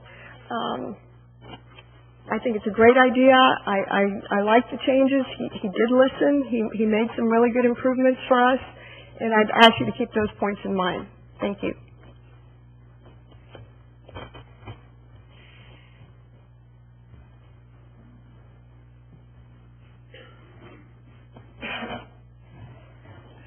Tim Kafalis, 205 Leafwood Road. I just have a couple of questions. One is I see a lot of shrubbery, and I'm concerned about the saltwater intrusion and how that could affect the trees and if they're going to be able to sustain that. That I could see as a big issue. And in 2008 and in 2006, my family and I went to Greece, and in 2006 I didn't go, but they went, and there was a big difference from 2006 to 2008. The EU went into islands like Halki and Patmos and other islands and painted them all up, cleaned them all up, built motels, built hotels, spent money all over the islands to improve and to enhance. And something I learned while there in 2008 was, and I had mentioned this at one of the meetings I attended with Mr. Hoffman, that all the islands have different colors. You don't notice it until you get there and you see they're not all white and blue, and they're not all white. And there are people that can look at a photograph and tell you what island it is based on the colors. So that is something I had mentioned in the past, and I think that should be considered in any color changes. And I think also the property owners, there's properties that I see that need renovations that go beyond what the city scope is. If you go up Hope Street, there's a house on Hope Street that is in the commercial area that is dilapidated and should be addressed. And that's on up by the new parking lot. And I think that should be, things like that should be addressed to be enhanced and renovated and improved. But I think you need to look at the colors real close and the shrubbery, and I hope that the shrubbery will be able to sustain with the salt. Thank you.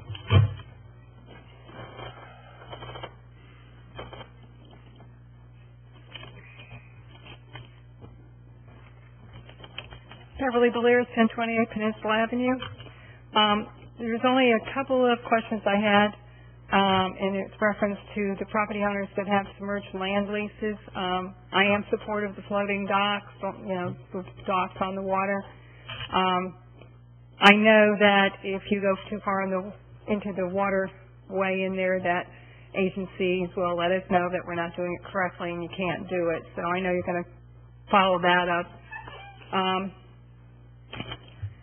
The one thing I do want to say about Ed Hofton, he has done so much development in our community and design with integrity of our community, and has upheld that integrity every time he's done something in the city.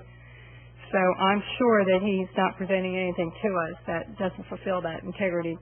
I support what has been presented this evening, but I would like to know about the submerged land lease properties, how the dock will affect that. Thank you.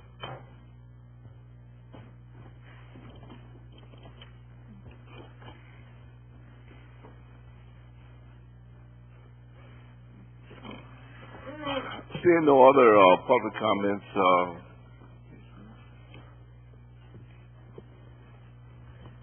I think the gentleman there might have something. I'm not sure, Mr. Hoffman.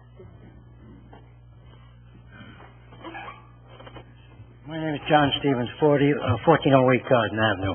I'm just curious, have we figured out how much this is going to cost? Can you tell me, give an idea how much we're going to spend here? Taxpayer would like to know that. What we asked of you to do, Mr. Stevens, that's a question. We've noted that. Do you have anything else that you might have to say in your No, that's what I want to know. Okay. How much is this going to cost, and where is this money coming from? That's what, as a taxpayer, that's what we want to know. All right. Thank you, sir.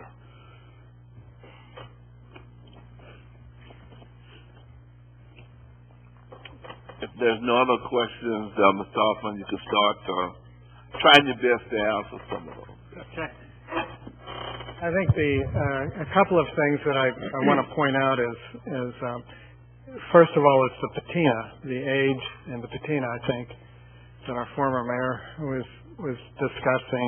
And I think part of the problem that we've done actually in our presentation possibly is that particularly in the video, the animation, the computer tends to make things look really pretty slick, and how we actually use the materials that you put your hands on, that you see and you touch. The idea that maybe, in fact, I've been talking to Renee, the whole team is having a discussion about the maintenance issues, the long-term maintenance versus what I'm going to call patina. I personally like, for example, that structure, the wayfinding structure. If it were built out of wood or maybe a little steel, but then with wood slats and be painted, maybe it's on pressure treated with kiln dried so the paint doesn't peel off so easy. But it's all painted as opposed to, the more using it all aluminum, powder-coated aluminum types of structure. I think that texture of that it's actually like an old piece of the way it would have historically been built. I think those are kind of the details that become important, and those aren't in this yet.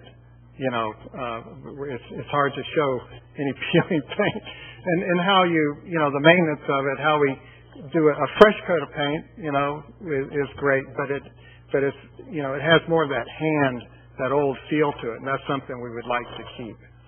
At the same time, it's pressure treated so that it's going to last a number of years and not, poop out right away.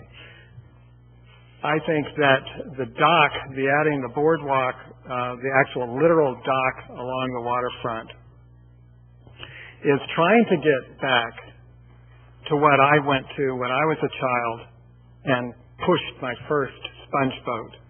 I looked between the slats and saw water down between the slats, and my dad let me push this great big huge sponge boat. That's when they were bowed.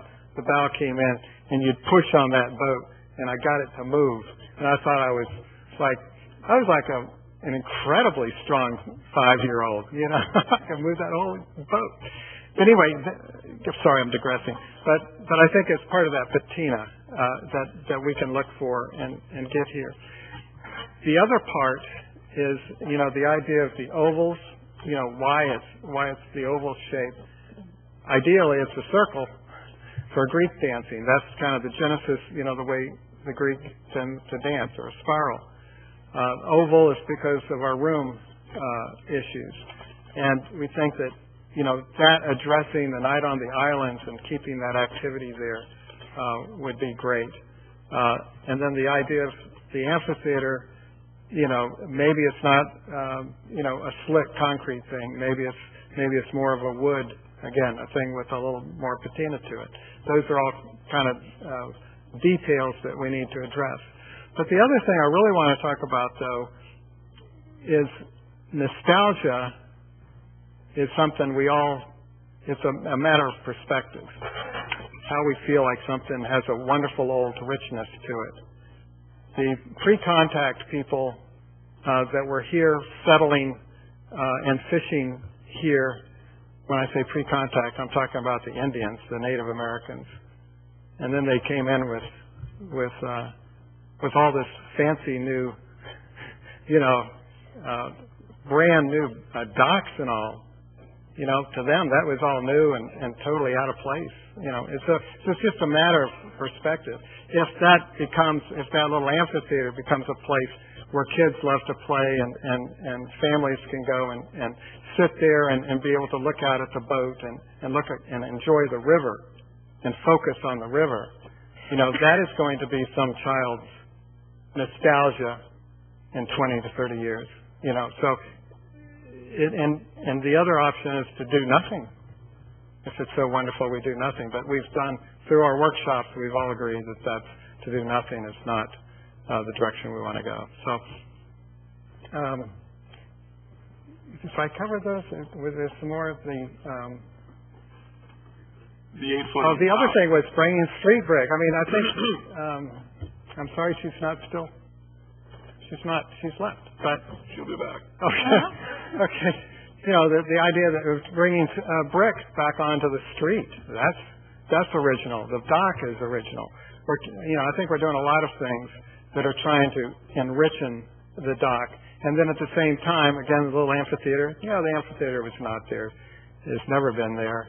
But the idea that we're going to do that, and then we'll have a place to focus a lot of other things, a lot of wonderful cultural things that'll reinforce the docks, which is really what we're trying to do. So, I think address the 8-foot dock and the effect on the waterway and the passage.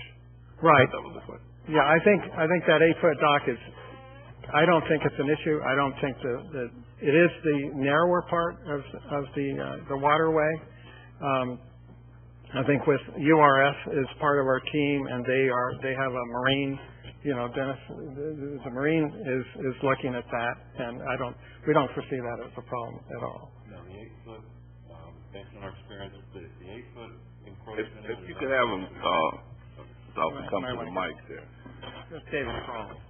We did walk through this issue of putting the dock out into the channel, and an 8-foot encroachment, in our experience, past experiences, the Corps of Engineers would not prohibit that. There's still a large percentage of the channel that's open for navigation, even with an 8-foot addition to the dockage. The other thing is, I think Beverly mentioned about the riparian rights and that kind of thing. I think the city is looking at and how we address that, so that when that dock goes in, that the property owner loses no rights whatsoever, and it becomes almost like a sidewalk out in front of your property, but yet you still have the full rights to park in front of it. You have all the rights to the waterfront that you always had. It just becomes a pedestrian way, so to try and reinforce the docks. So, do you all have any questions of me or us? Oh, the shrubs. That's a good one. Using native, we'd be focusing primarily on native plants and plants that are certainly salt tolerant. There are a lot of oak trees that do perfectly fine being saturated with a high tide salt environment, and along with all the other shrubs, we'll be focused on that. My wife would shoot me if we didn't. So. Did you want to address Mr. Stevens' concern about cost and funding? Well, let me just go through the whole thing. I'll deal with that. Well, the costs are pretty simple. We've already got a allotment of money. The money comes from Penny for Pinellas for a great portion of this. Obviously, the tree will be some tree bank money, but this is Penny for Pinellas, like all the projects that's been done anywhere in Pinellas County in relation to this. So that's where the money comes from, and we've already got $1.3 million or whatever allocated to that.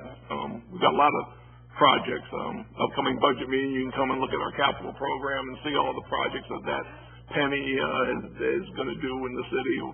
I think we've got it till 2017 or somewhere around there until we hopefully get it again. So that's where a bulk of the money goes. So that's not affecting your budget, your taxes, or that sort of thing.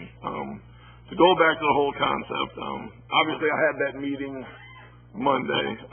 We've done a lot of work from July until that time to try to address some of all of the change of direction I might say happened at the July meeting, from a focus group and people involved in meetings up to that time, and then a drastic change at that meeting. And I think we have addressed them all. At least I've gone from creating a Disneyland down there to now creating something modern. So we made some great strides, because I was accused originally of trying to bring Disneyland down there. Now it's just something modern. But I would beg to differ with those of you who say we're modernizing or doing it. Look at the aerial views. All we have got that, if you want to call it historic or traditional, is a lot of white concrete. You look down, and if you don't want to replace the history, then you just want this big slab of concrete that's all over the docks. To me, that's not historic, and that's not acceptable. It's not modernizing it to put native plants. It's not modern to put palm trees. I've seen thousands and thousands of pictures of places in Greece that have the same palm tree scheme, that have the landscape and has the view. Yeah, there's a lot of places in Greece that still has a big old concrete dock, and that's all their port is, big concrete dock, and that's the history you want down there. That's fine, but I don't think that's what the people coming here want to see. Everything about that landscaping, about the shading, about the seating, is to accentuate our culture, to have people to sit and enjoy not only the boats and the waterfront, to enjoy our culture, to look out onto our Greek statue and the names around it, which we will renovate, and it's got kind of worn and stuff, to look at what brings people to Tarpon Springs, the docks and the water. So I don't think sitting places, I don't think the lights, which are more the ceremonial lights, the type of things you see at Night of the Islands that people are clamoring. I don't know how many calls I've got. Can we put the Night of the Island lights up down there all the time? This way you'll be able to do it. What does that amphitheater and sitting place do? It allows us to further enjoy our culture. If you envision whether it's performing some type of mini play, whether it's a bouzouki player out there playing, whether it's somebody cutting sponges and talking about the history, the many different cultural things to honor our ancestors so they're not rolling over in the graves and haunting me. That's what that amphitheater is all about. It's not about bringing the rock band or bringing One Direction down here, some other bands and stuff and play to it. It's to bring cultural, to have a place where you can sit and watch culture, what we're all about, what's Greek culture about. And again, I don't see any of this. We're making it nice. We're giving people places to sit. You've got a long stretch of docks, has tourists to walk. The centerpiece of the place, a little resting point to relax. And again, just sit and enjoy the water. The city sponge boat. The sponge boats that are hopefully full of sponges with sponges out on the docks working on them. That's what you're showing up. So, I just have to dismiss all those ideas we're going away. That I don't believe that, and I don't believe the most people. Again, Monday, we had a great meeting Monday, and it was all positives from the Monday meeting. Now, obviously, I know you get around, there'll be a few negatives tonight, but we've been going a long time, and you can bring in 5 other people to do designs and stuff, and you're going to have the same argument, and we'll be another year waiting 5 years down the road. We have got a good plan on the centerpiece of the docks to go to and design. We have got a set of budget money, of Penny Pinellas money, to probably what the main portion that we're going to be looking at to do is that central portion to start with. We also need to look at those other features in there, so at later times as we look at our projects throughout the city and look if we want to add some projects like the transient docks for the kayaks and the boats to come in, a tower on the end, or some of those other things that at a later time we can look at different years down the road and the penny for Pinellas money and we can see where we go once we have this centerpiece designed and see what the cost is and what it involves, and then be ready with the other pieces if we want to add them in later time, or we decide, we don't want a certain feature, if we don't want a tower feature, if we don't want another feature. But if we do and want to look at it, we can kind of know, in 2015 we might have to budget $250,000 for a tower project at the West End. That this year we can do that, just so we know, so we can look ahead and what we're going to do. Pretty much, I hope you look at this and let's go, approve the concept with the concept. Let us go and work out the deal for design and stuff, and then bring that design back to you to see if there's anything from the formal design of actually what it's going to be engineered to look like, where all those problems are examined. Do we have enough room in the water? Do we have enough curvature to be able to still park the sponge boat there? All those things are done in that design project, and then you can vote on the final thing that we can go and build. And I encourage you to do that tonight and get these things rolling, because we need to get moving on this project. And it's had a long time. We've heard more public input than many other projects, and I think we should be ready to go, obviously with the feelings that the commission have from seeing this presentation tonight. Thank you. Vice Smith? Yes, thank you. Mr. Huffman, thank you for the update, and thank you for the design. I also want to thank Mr. LeCourse for having the workshop down at the Sponge Docks and inviting the business owners and the property owners. The input that we got from the meeting there was very positive. There were a couple concerns there, and one was to maintain the old look, and Mr. Huffman addressed that. Also, I have some other questions in my own that I would like to ask is how much we actually be able to accomplish with $1.3 million that we have, and Mr. LeCourse addressed that already. The other concern that the people have is make sure that the channel was wide enough, having the 8-foot extension also to have the floating dock near the two Georges. If the big boat will be able to navigate and be able to maneuver and turn around. That's another concern that the people have, so if we'll take a look at that as well. People are very, very happy with having all the trees, the palm trees, and trees to provide shade, and a lot of seating capacity there that's going to be there.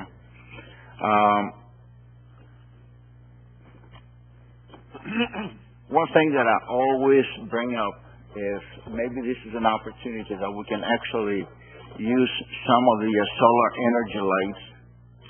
Not only that it's good for the ecological standpoint, but also we don't have to pay the electric bill every month. Of course, it's going to be more expensive at the very, very beginning, but this is really the time that we can actually show that we do something for the future of the people, our people, from the ecological standpoint. Mr. LeCurs and I, we talked about that in the past for different projects. Perhaps we can actually look at that as well. Again, the workshop was very, very positive, but I think perhaps it can be another workshop or another opportunity for the people to provide some more input and here in the City Hall that can be televised where everybody can see that, so they can come, because this is really the first time they can see this particular design, which is totally different from what we had in the past. I think this is more of desirable to the people down at the Sponge Ducks, and this is something that is more workable with some minor adjustments. I think it's going to work out. Thank you. Thank you. Commissioner Lawson. Thank you. First, I'd like to thank Mr. Hoffman and everyone involved for the process that we've gone through dating back to November 4th, 2011, the various workshops and opportunities for the public to chime in on this project, also the website, and the various opportunities that the public has had to be involved. One question I had was sort of addressed in terms of the funding. I understand where the money is coming from. I'm interested in getting a little bit more information on when we're going to find out more about the specific pricing of some of these elements. I understand that tonight we're looking at potentially approving of the conceptual plan, and I see the slide with our list of the next steps. I guess I'm looking for kind of a timeline of when we're hoping to go through those next steps, and more specifically, when we'll have another meeting where we actually have more specific information on the pricing of some of these elements, because it's my understanding that we're not going to be able to do all of them at one time. So which ones do we think we're going to be able to do now? When are we going to have that information? I'm not sure, Mr. Hoffman, if you're able to answer that, or Mr. LeCours. Well, I think obviously that's where we get in, obviously when you know your true costs. I mean, there's been some ballpark costs, but actually when you get down to engineering it and designing it, that's where you're going to know and have the good numbers of, for instance, the centerpiece project is going to attach this many dollars. You know, a concept, you kind of guess, okay, what all the things cost, but we'll really have it better when we come back to you with that engineering design to actually know, you know, what are the actual costs. I don't know if you have anything you want to add. Well, yes, we do have some very preliminary costs that took quite some time to put together, but are they're better than ballpark, but they're not totally detailed. The design process happens in stages: schematic design, design development, and then construction drawings. And at each one of those stages, we have more drawings to get feedback from contractors and start getting really accurate costs, so that you can make those decisions on which way to go. Right now, I think we're talking about moving forward with the design so that we have, all those parts and pieces, and they're sitting there whether you use them or put them in a second phase or however you want to do it. But then we will have some real accurate numbers on all of that. But we have some preliminary numbers that we already have. You're not wanting to discuss those numbers at this time because they're too preliminary? Yeah, I don't think we're not prepared to discuss those tonight. Let me just say that. Then when I look at the slide that said the next steps, when do we envision step 2? I guess we're at step 1 right now. When do we envision step 2 taking place? When would something come back here with more additional information? Well, I would say in the next few weeks, we could actually get as we move into the to the next stage of our agreement to move forward, I think we can do that in the first piece of it, is to say, hey, let's look at what, the costs are going to be again and bring those back to you. So, I don't know, several weeks. Yeah, we did have some fairly detailed costs at the end of when we went into workshop 3. We have not, quite honestly, gone back and updated, revised those numbers with the new for having the two-way street through the dock, which actually reduces that number a little bit. But we have those numbers, and we can bring those actually back to you, update them, and bring them back to you at any time. Thank you. Commissioner Slattery. Oh, thank you. I just want to thank Mr. Hoffman and his team here this evening. I know this has been quite a process, and that you've taken on this project, and thank you for that. And as former Mayor Valera said, you've done many projects in this community and with integrity. And thank you. Whereas we looked at the slides, and everything. You're right. I'm glad you put that in perspective for some of us. It's all nice and pretty and bright and all that, but I hope and we trust you that you will keep the charm of our sponge docks. And I do love. I'm glad we finally come to some conclusion here of what you've gotten everybody's ideas, you have listened, and I think we've come to some conclusion of what we kind of all agree on, and we're ready to move in the next new direction here and get started, because we do need some enhancements here.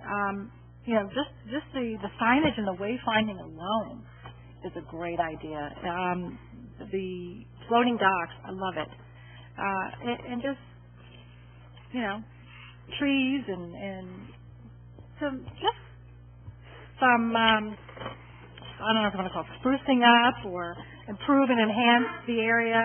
I like sprucing up better though.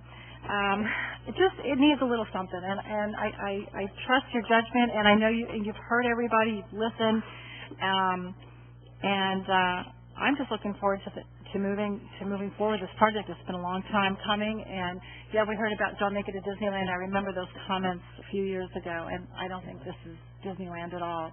And I look forward to seeing the cost and seeing what we can start with the money we have, and get started on the project. Thank you.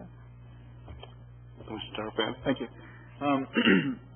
I also want to thank everybody who's been involved and all the citizen input and concerns and things that have been addressed. And I definitely think Mr. Hoffman has compromised some of his initial designs and tried to find a consensus among the community.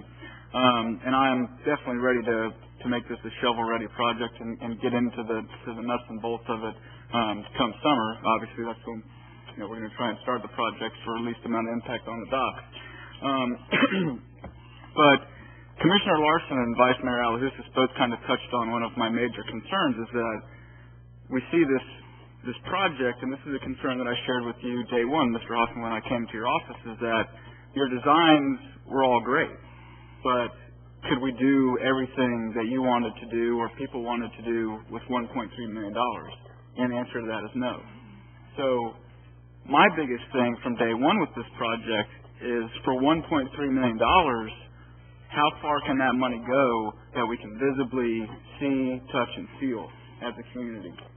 So at this point, in terms of saying, okay, we're going to approve this conceptual plan, I'm not necessarily comfortable doing that until I see some of the costs associated with a floating dock or the informational marker. And you did at one point, I think it was the July meeting or sometime around there, have some costs for the gateway feature or the informational marker feature. So before I can say, this all looks great, let's move forward and let's start negotiating, the engineering design, I want to know what these are going to cost us, each one of these elements. I want to know where our $1.3 million is going. And I'm comfortable somewhat moving forward and saying, we like certain features, but I want to know what each one of these features is going to cost, because we may get to 1.3 and not have, a main component that we want to have. Okay, so we may substitute the observation tower and make that a phase 2 project or a phase 3. So for me, that's a big deal, as is, maintaining our history and our heritage and everything. And I don't necessarily think that, what's being presented tonight is compromising that. I mean, I think all of your design components are based around either a Greek theme or a boating theme. I mean, much of your designs have boating characteristics. I mean, the parking signs have the old dinghy. So I don't think that we're necessarily straying away from our culture. I think in terms of that, it's important to recognize that the sponging industry as we know it or knew it changed dramatically with, number one, the sponge bite, and number two, the synthetic sponge. Okay? So people aren't just, it's not all about the sponge in Tarpon Springs or the sponge docks. No disrespect to anybody who makes their living that way. Moving forward, I think the transient floating docks is a great idea. I'm just going to kind of go through them case by case. The informational marker, great idea. As I've told, these are all things that I've told you before. The gateway feature, I particularly like the one that has almost a mast and the sail and the sponges over the top. You mentioned one of my big things with you when we first started talking about the Riverwalk was, hey, this has got a function for these commercial boats. And you touched on the fact that the tide pools would be at a height that when we have a storm surge or anything like that, look, the sponge docks will still function. So I think it looks good as a whole. The gate for special events, I think it's a good idea. The last thing I want to do, I don't want to spend $750,000 on design and engineer and have the balance of $600,000 or whatever the case may be for bricks and mortar. I want our money to go as far as it could potentially go, and that's why I'm a little hesitant to just turn everybody loose on what you've presented and say, let's do it, as much as I want to get the shovels in the dirt. So those are my comments. I mean, I'd hate to say let's delay it till another meeting, but I would like to see costs associated with each one of these design elements. Thank you. Maybe let me explain, because I think we're on the same plane, but maybe just a little different. Of course, the idea of looking at it all is to identify where we're going to, where we may in the future slot the extra. I think, and tell me if I'm wrong, Ms. Hoffman, I think it's real easy for you, the extras, I'll call them.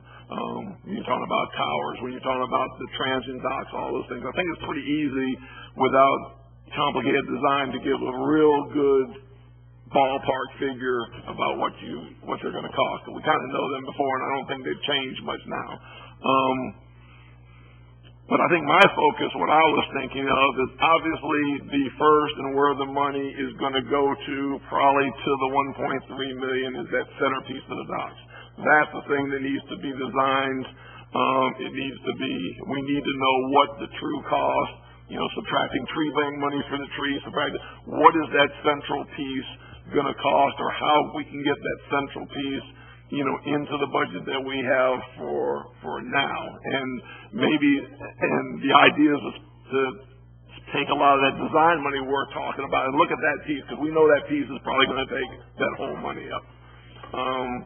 And then know what the general figures are for the other pieces of the project that you may want to add when we get to the CIP budget. You may want to slot in the years we've got a penny Pinellas guaranteed to 2017. You may want to slot a project somewhere in to do some of the extras. But the centerpiece of this whole thing, and where we need to know if we can do it within the money, is that centerpiece in the project. And that's the thing I'm really looking for, to get the design and get that to you to look at finally, to see what that cost is, and because that's the thing where you're really going to put the shovels to the ground and get going on. And I don't necessarily, if I may, Mayor, I'd like to, thank you. I was somewhat of the understanding of that from the get-go, okay? But at the same time, I think, and this is I'm just throwing it out there, I think one of these informational markers couldn't be more than $10,000. Is that right? Okay, so So for little things, I mean, I think if you spend $1 million or $1.3 million in the middle of the sponge docks and nothing on either side of that center portion changes, to me that's going to look a little awkward. So, you know, I'd like to be able to say that, okay, we're going to spend $1 million on the center portion, and we're going to be able to have one of these informational markers at every cross street.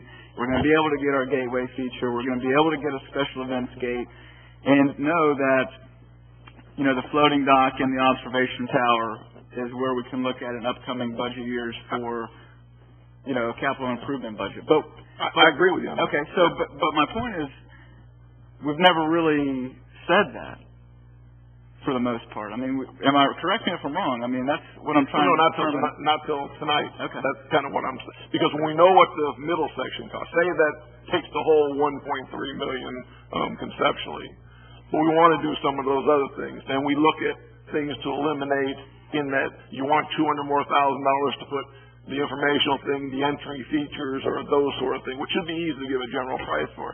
Then you can know how to scale down that middle section to do something at a later time because you want to add those other components to it. So it's 1.1, it's 1.3 million to do it all. If we take out certain features of the middle to get it down to 1.1, you as the commission's got $200,000 to put the markers, the entryway, or those things that you want to put.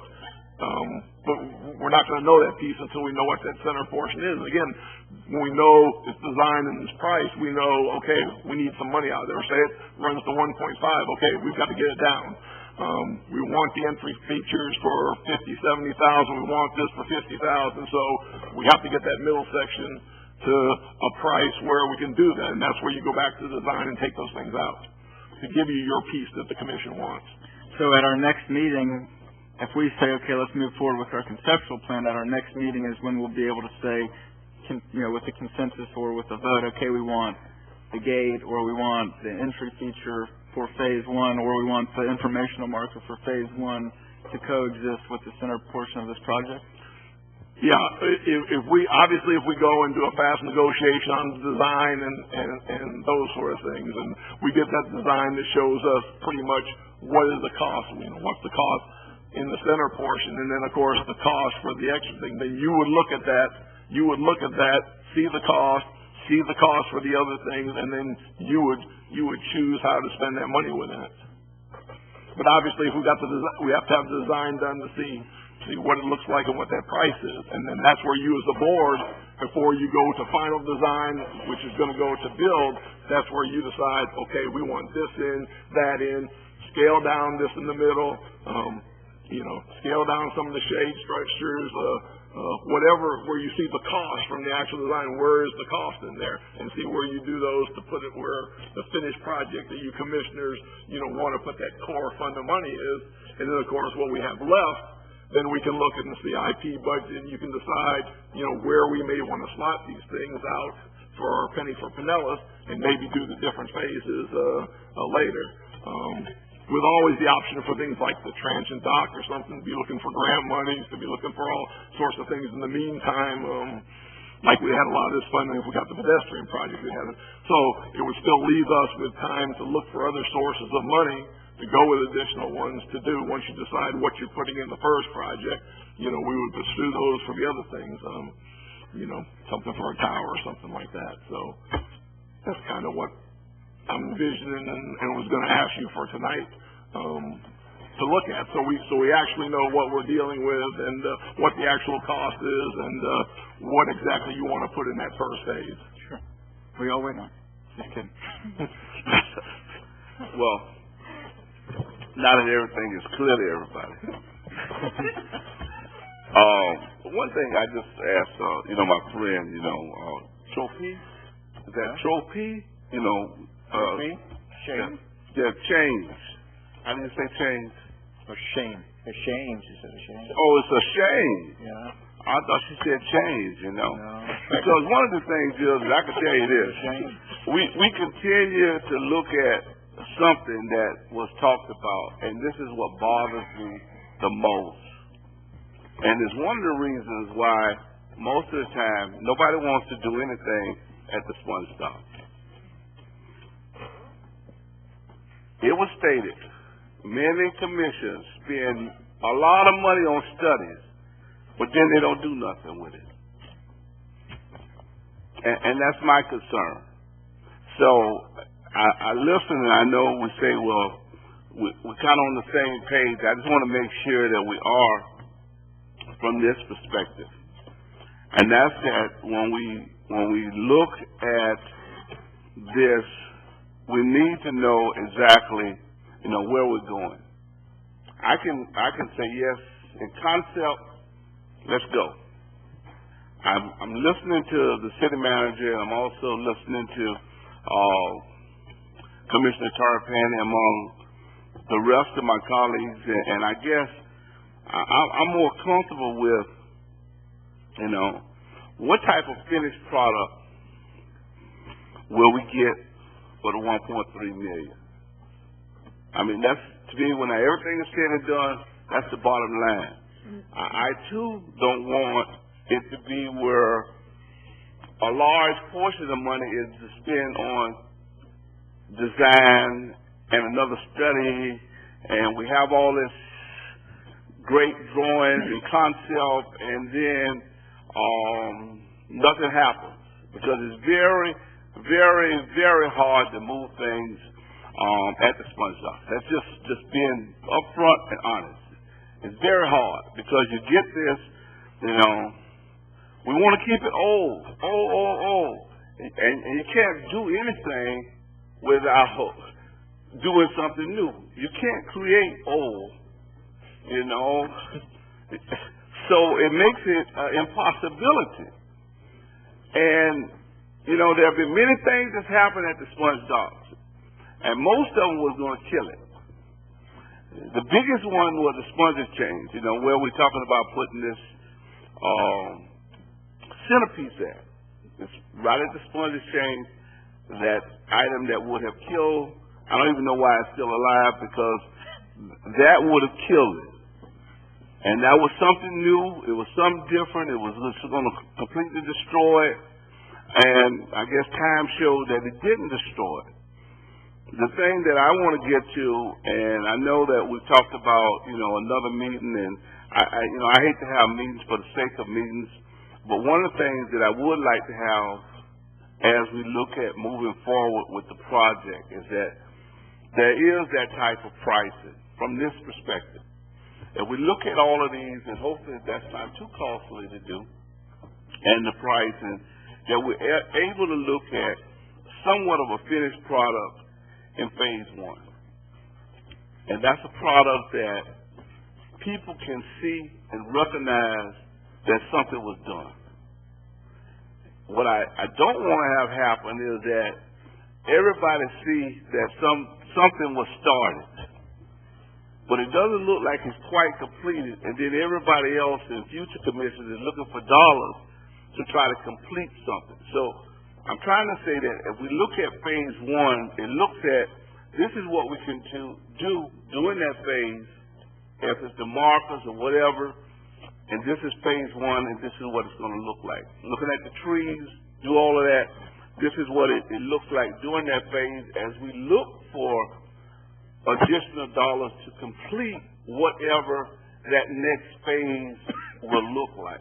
And I think as we do that, we will get more of a consensus. And I thought that the meeting that we had at least that was held and that I had a chance to attend was a good one. People really liked it. I mean, but, as it's been mentioned a few times, the devil is always in the details.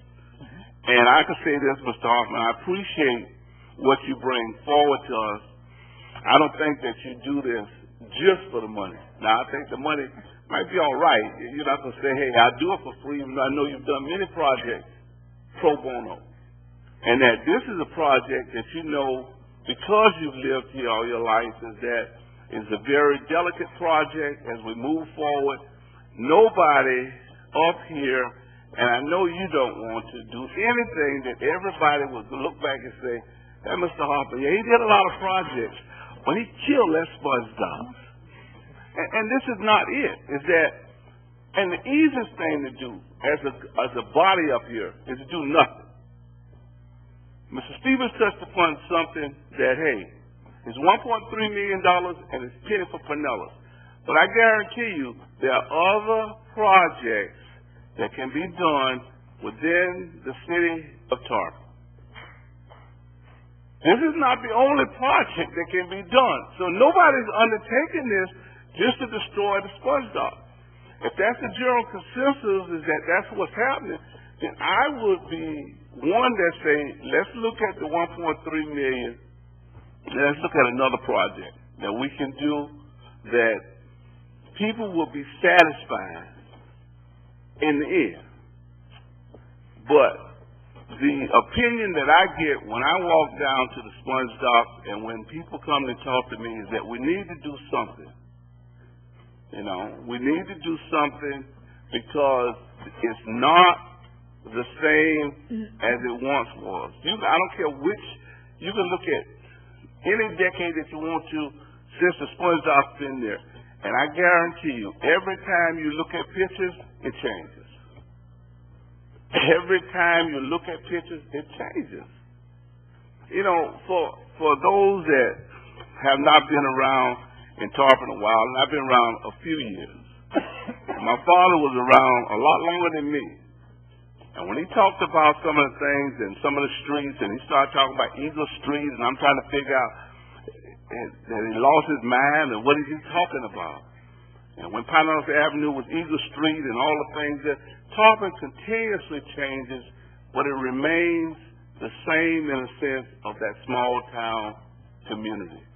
And I think that, Mr. Hoffman, this is your challenge and our challenge. How do we make some changes down there that enhances what we have?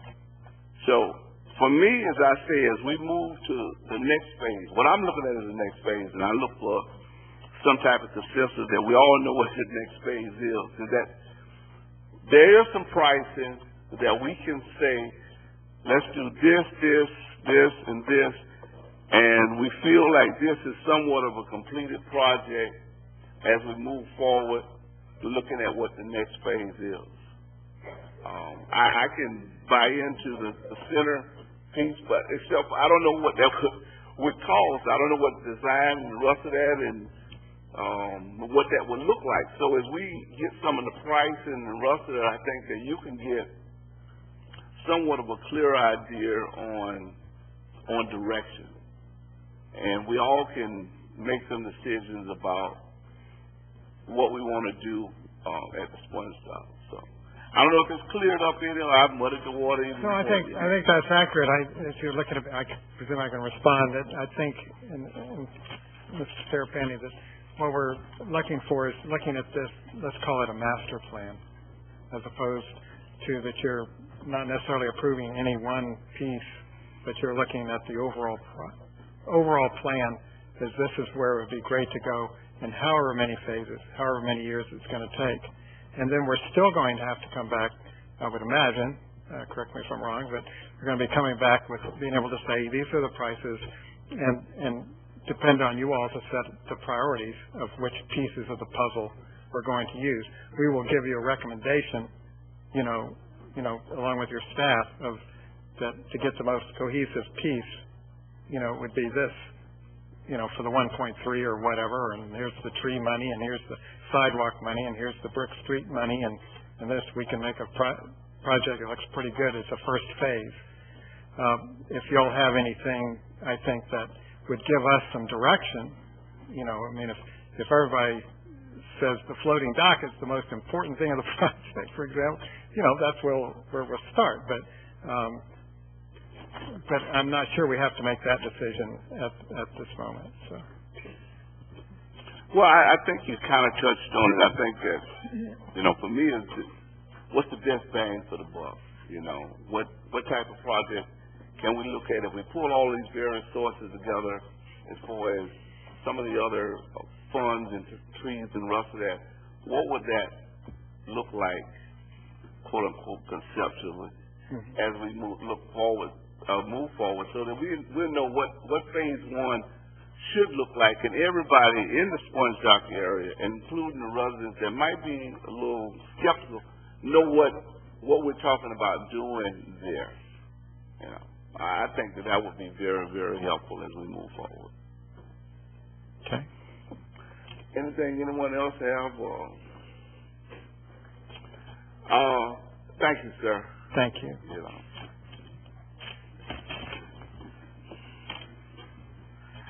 The next item that we have is item number 5, redevelopment options for city-owned property at 501 South Walton Avenue.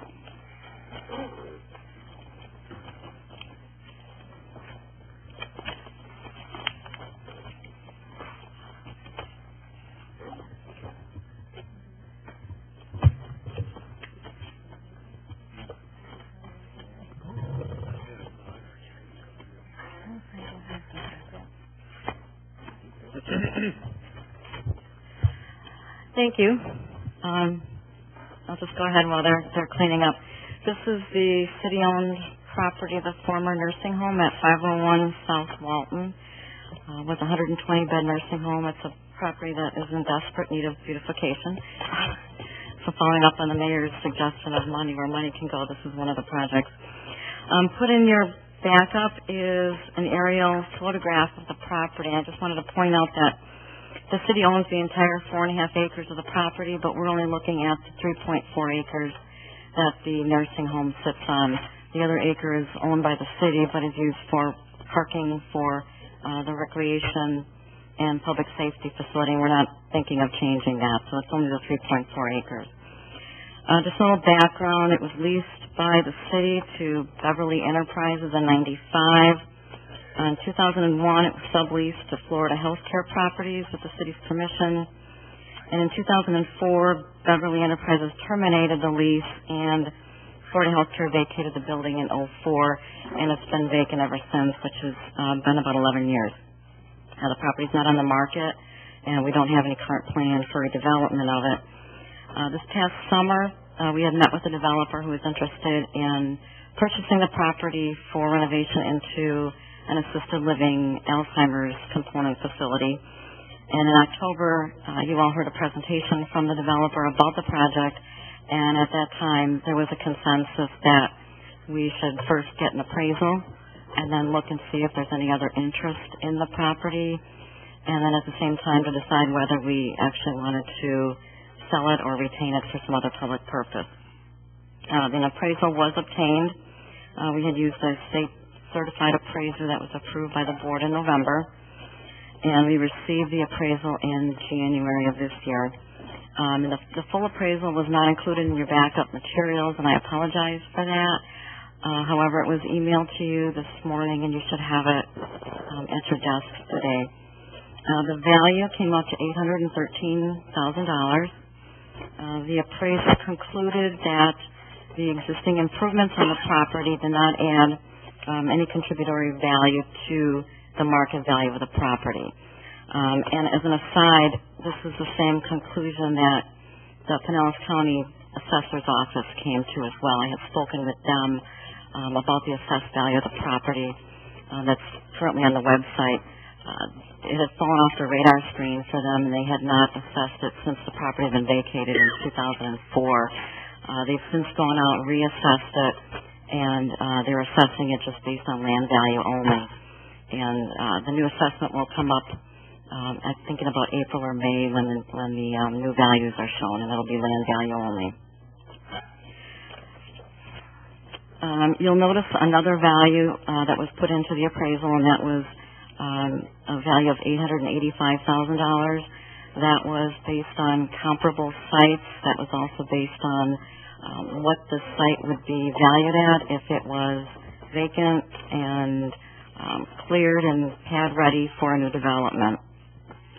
The difference between the two values is the net cost to prepare the site to make it pad ready, specifically the demolition costs and then the contributory impact fee credits.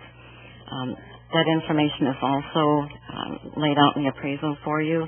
The demolition costs came to $217,000.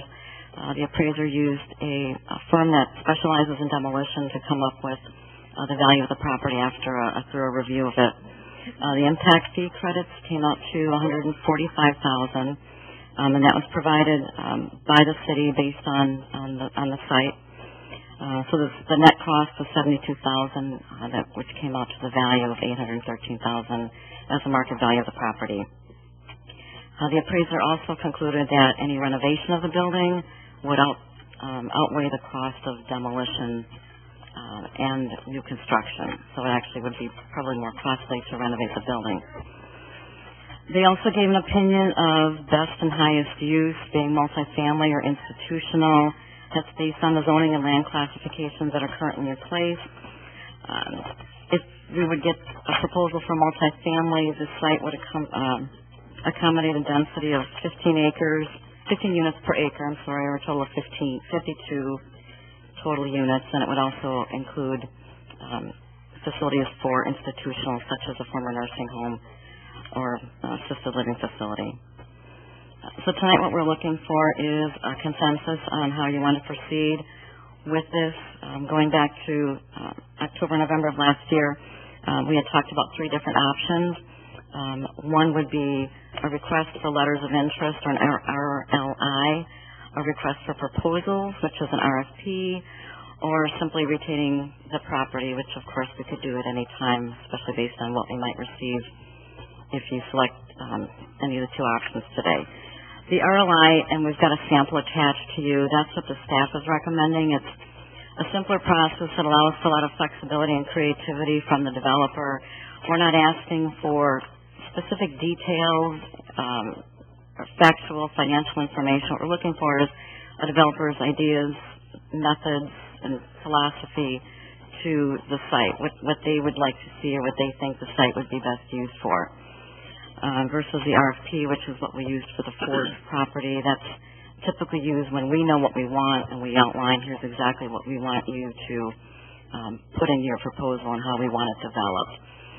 And I think based on what our discussions were earlier, we're all looking for an idea of what the development community could see as the best and highest use for that property, given that it is a buffer between commercial and a residential property. And obviously what our final goals are is to increase jobs in the community, to put the property back on the tax rolls, and to beautify that neighborhood, and to put a complementary facility on there that will help improve the whole neighborhood in that area. So with that, maybe one day they'll get the beautification board for this property. But I'll stop and answer any questions that you have. Mr. Tarpon. I just want to make sure you see me down here, Mayor. Thank you. Ms. Lemon, did you say that you said there was $145,000 worth of impact fee credits, correct? Mm-hmm. Okay. And that's the number that came from Mr. DePasqua of the building department? Correct. And that number was included in the $813,000 value? That was the net value of the $813,000. But the appraiser looked at the appraiser from a replacement cost approach. So what they looked at is that the building had absolutely no contributory value to the property itself. Right, but so they looked. Go ahead, I'm sorry. Yeah, Bottom of page 18, I think you'll see the appraisal bottom of 18, what she's talking about. Okay. So to come up with the market value, they looked at what it would cost to demolish the property, and if the demolition was done, what impact fee credits would be credited back, and came out with the net value. Okay. If we would decide to do it ourselves. So that's assuming that the demolition cost would be $217,000. Correct. Okay. So he's saying without the demolition, the property's worth, the land value of the property is worth $813,000? That would be the value if, say for instance, the city would decide to demolish it and make it pad ready for somebody. That would be land ready to go. So we would have to incur the cost of the demolition. So then where does the $885 come in? That's with the $72,000 added onto it? Is that where? The $885 is what the value of the land would be absent anything else. That's the comparable sales approach to it. I thought you just said that the $813 was what the price would be if it was just raw land without any structure. $813 would be if say we would want to sell it to somebody, right. and then you say we want to come in and we want to demolish the property and build something new. So the 813 would be the market value of that, because they would be getting impact fee credits and they would be having to demolish the building. Okay. And then the 885, I'm getting lost somewhere here. I think what you're saying, 885 is if it were, if there are no buildings on it and the developer start from scratch, 815 is the value with the building on it, because the person's going to have to pay money to do it. Okay, so let's assume that the value is 813, right? Okay. And then we've got $145,000 worth of impact fee credits. So in my opinion, you add that back onto the value of just the raw land. I'm just looking at it from a sales standpoint. If we were to say, okay, what do we think the land's worth? Because essentially the land's worth $813,000, we're told. And if someone was to come up and say, hey, we're going to give you $813,000, they can still take the $145,000 of impact fee credits and apply that to whatever they build. So if you were to take that off your raw land cost, that's your effective cost of the land. So on the same side on the other side of the coin, I think we add the impact fee credits onto the raw land price, and that's the value of our land.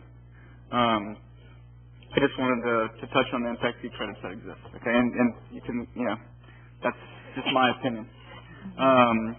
So other than that, as we move forward, I think if you look at the two types of developments that can go there, you have to look at them, like this. One is you have the potential for 52 units, and with 52 new residents, obviously comes some temporary jobs to construct the residences, but now you've got at least 52 new places for people to live. They also have to eat, shop, spend money in the town. If you look at the other side of the coin, which is more so the industry side, and we do like a nursing home, then you get more permanent jobs, and you get a little bit more industry based. So to me, as we move forward, I can go, to go with an RLI or an RFP, whatever I think is maybe more lateral approach, which would be the RLI, is that correct? Okay, so for me, that's something that I would look at, but in the future, I definitely would want to weigh the two options of development. Do we want, more houses? Do we want more residents? And what do those people bring, or do we want more industry? And with that becomes more job creation. So the two important things to me are the impact fee credits as we move forward as far as a value for the land, because that's hard money, and which way we want to go with what kind of development we want to see there. Thank you. I thought we were going to discuss options 1, 2, or 3. I said number 1. Oh, okay. I missed that.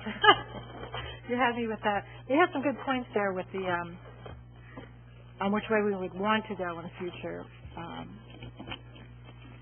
whether it being single family or commercial.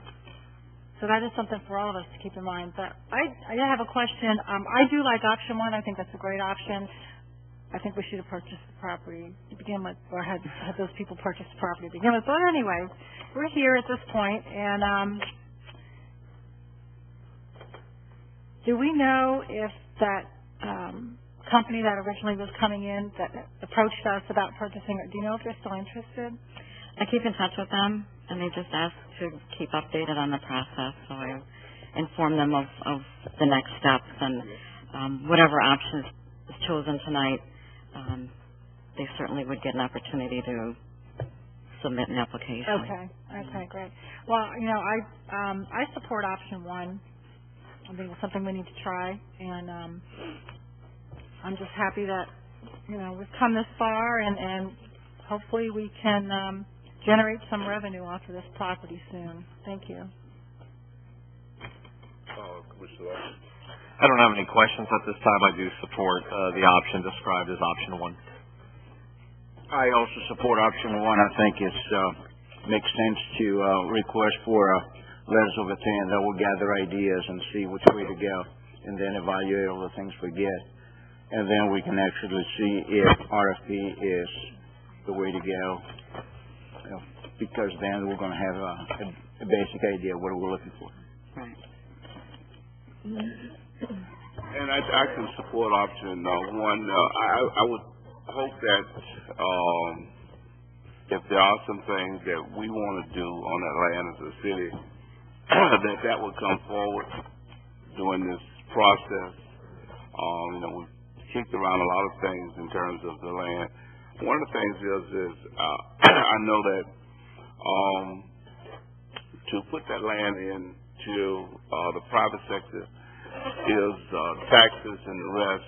But the other thing, I guess, to weigh out when we get some of these, hopefully we get some letters of interest, is the fact that this is not the best time in terms of selling land and value and the rest of it. And a lot of the appraisals that I saw in here, just glancing through the ones that they use, was within the last year or two, which things was on the downside, so therefore, the values are going to be on the downside in terms of what the appraisal would look like. But for the sake of time and giving you some direction, I can support option one. Okay, great. Yeah, I think it'll be interesting to see, if there is any other interest in the property and what kind of ideas people have, because it's not wedding them to putting together this firm proposal, which is costly and they may not want to do. So it'll give us, hopefully we'll get some applications in and we can take a look at them and then move forward on any of those or not. Okay, thank you. The next item we have is satisfaction and release of liens. Fraser Hubbard Branch Trash, Jacobone Metz, Dano, LLP invoice 41100, special events, Autos for Autism, March 9th, Tarpon Springs Chamber, Band on the Run, April 27th, Tarpon Springs Leadership Conservatory for the Arts. 9 is approved renewal of interlocal law enforcement sharing agreement with Pinellas County, Pinellas County Sheriff and other Pinellas police agencies. 10 is approved local business tax application 1772 Desserts Circle. 11 authorized budget transfer wastewater treatment plant to lift stations.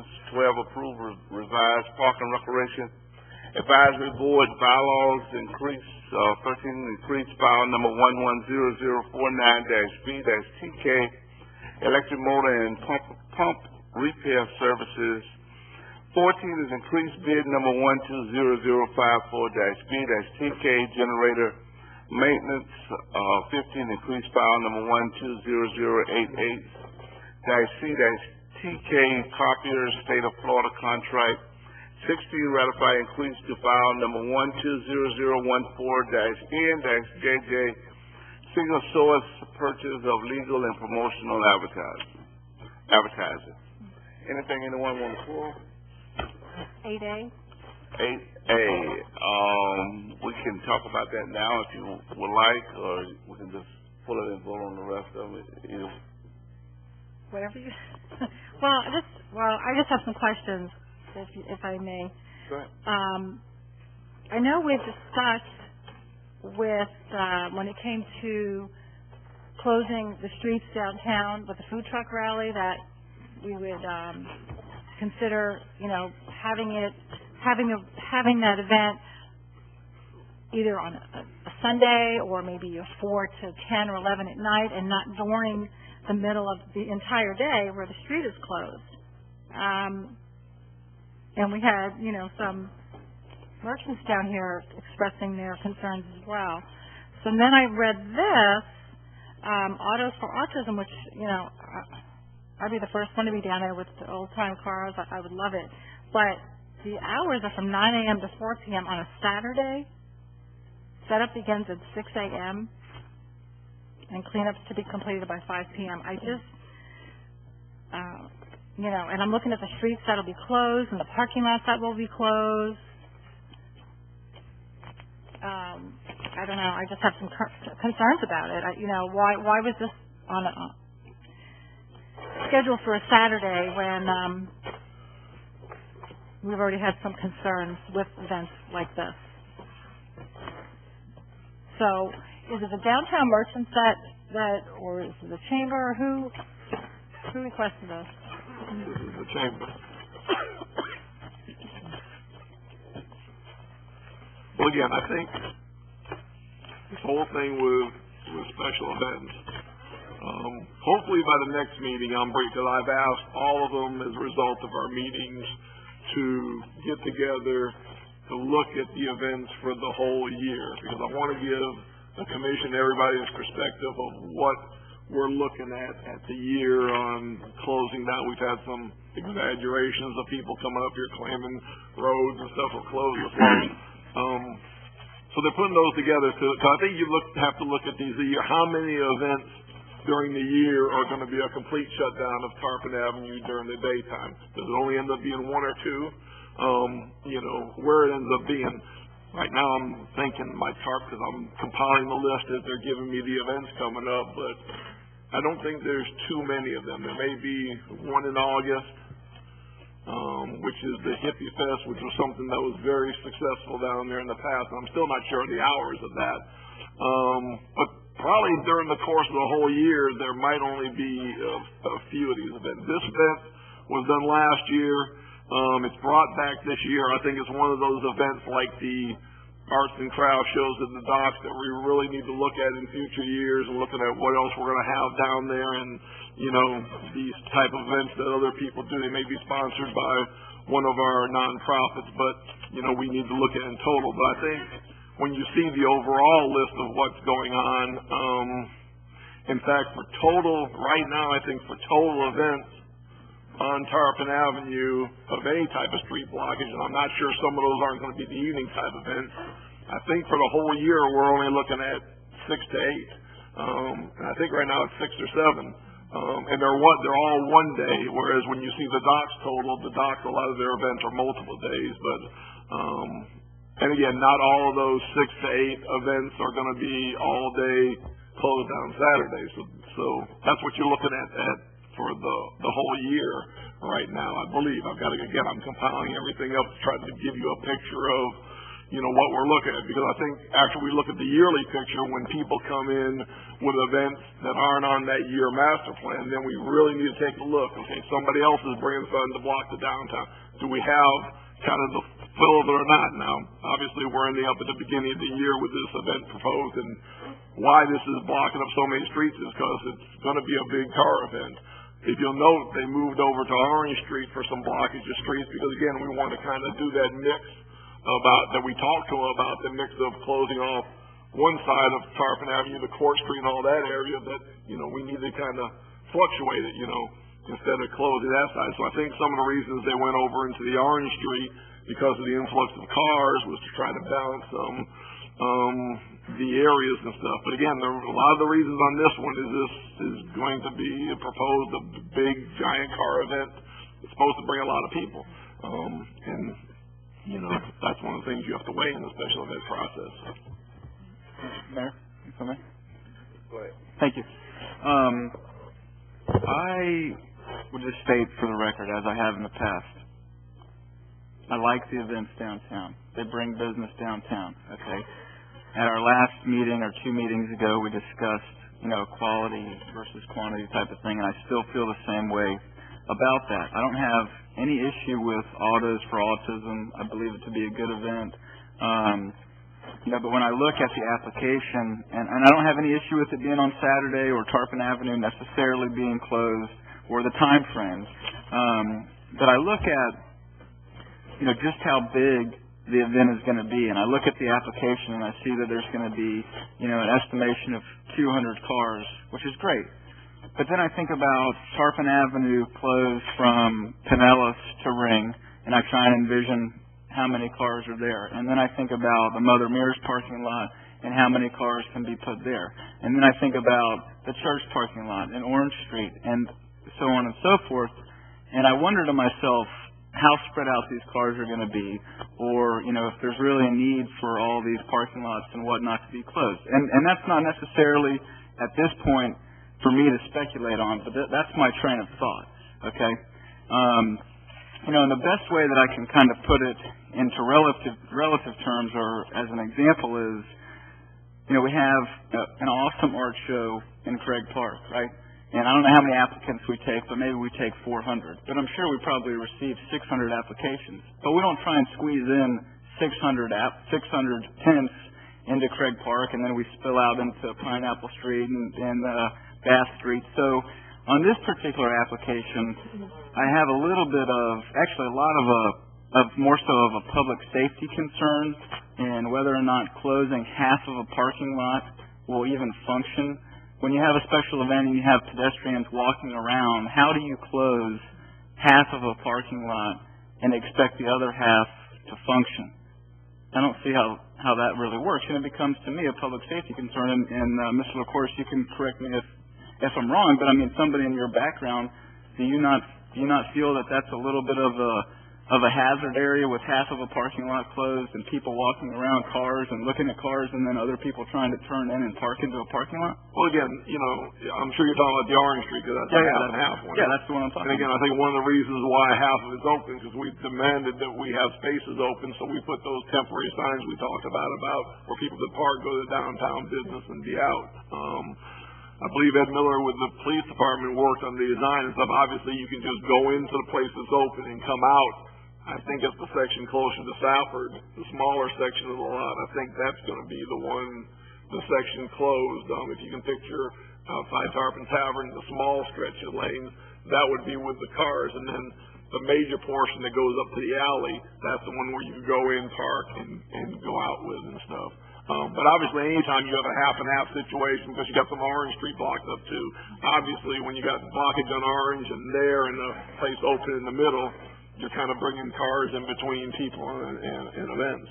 So I can see your point about, with the blockage and stuff, obviously there are a little more concerns than the other thing.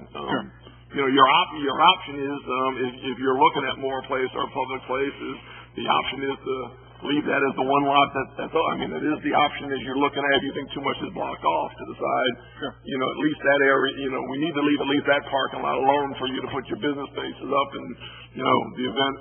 And that's what the event has to come to you. So you're the ones who weigh all the features, and if you think there's too much to decide where you don't want to block off, or that's what I would propose to the commission as a compromise, is that we leave all of Orange Street parking lot open. Everything else, I talked to Mr. LaCourse about it today. I understand the desire for the Mears parking lot for special events, because you get exposure from Ultra 19. I'm not trying to take that away from anybody. I get that.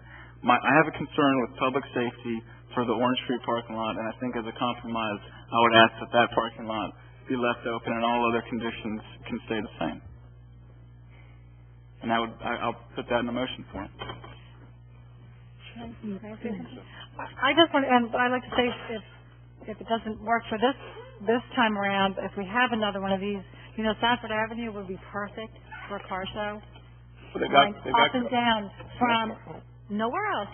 Safford Avenue from Lemon Street, and then go, what would that be, north, all the way down as far as they need to go. That would be the perfect place for to line cars up. A lot of their problem is going to be the fire marshal's requirement for, in case one of the cars in the middle caught on fire, the ability to get something for them. That's why they have some challenges with that. It's just some challenges. I know. But it's something I think that we should that should be looked at in the future. Because I think, just lining them up, if you're in the car show, the way they line them up, that'd be perfect. Perfect opportunity. They can go down the trails, they have to get to them by fire truck. Anyway. I'll second Commissioner Tarpon's motion. Is there any further discussion on that motion?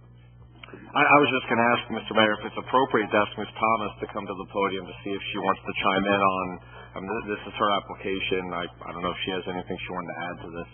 Yeah, well, we will go to public comments on that if she would like to. Anyone would like to speak to this item.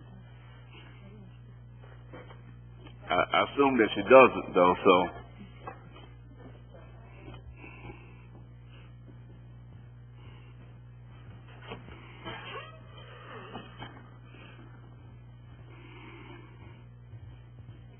Beverly Belair, 1028 Peninsula Avenue. Having an event such as this is awesome for the city of Tarpon Springs. The amount of people that will draw for this event will be outstanding, something that we need for the city. Parking, people will find parking throughout the community. They do in every other event I've ever attended to in other cities.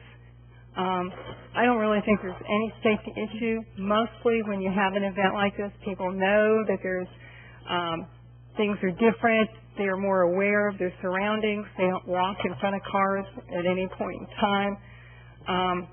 It's a shame that you would limit this size of an event. Everybody complains about there's not enough business in Tarpon Springs, but here's an event that can bring a huge amount of people to the city, and you're trying to limit it.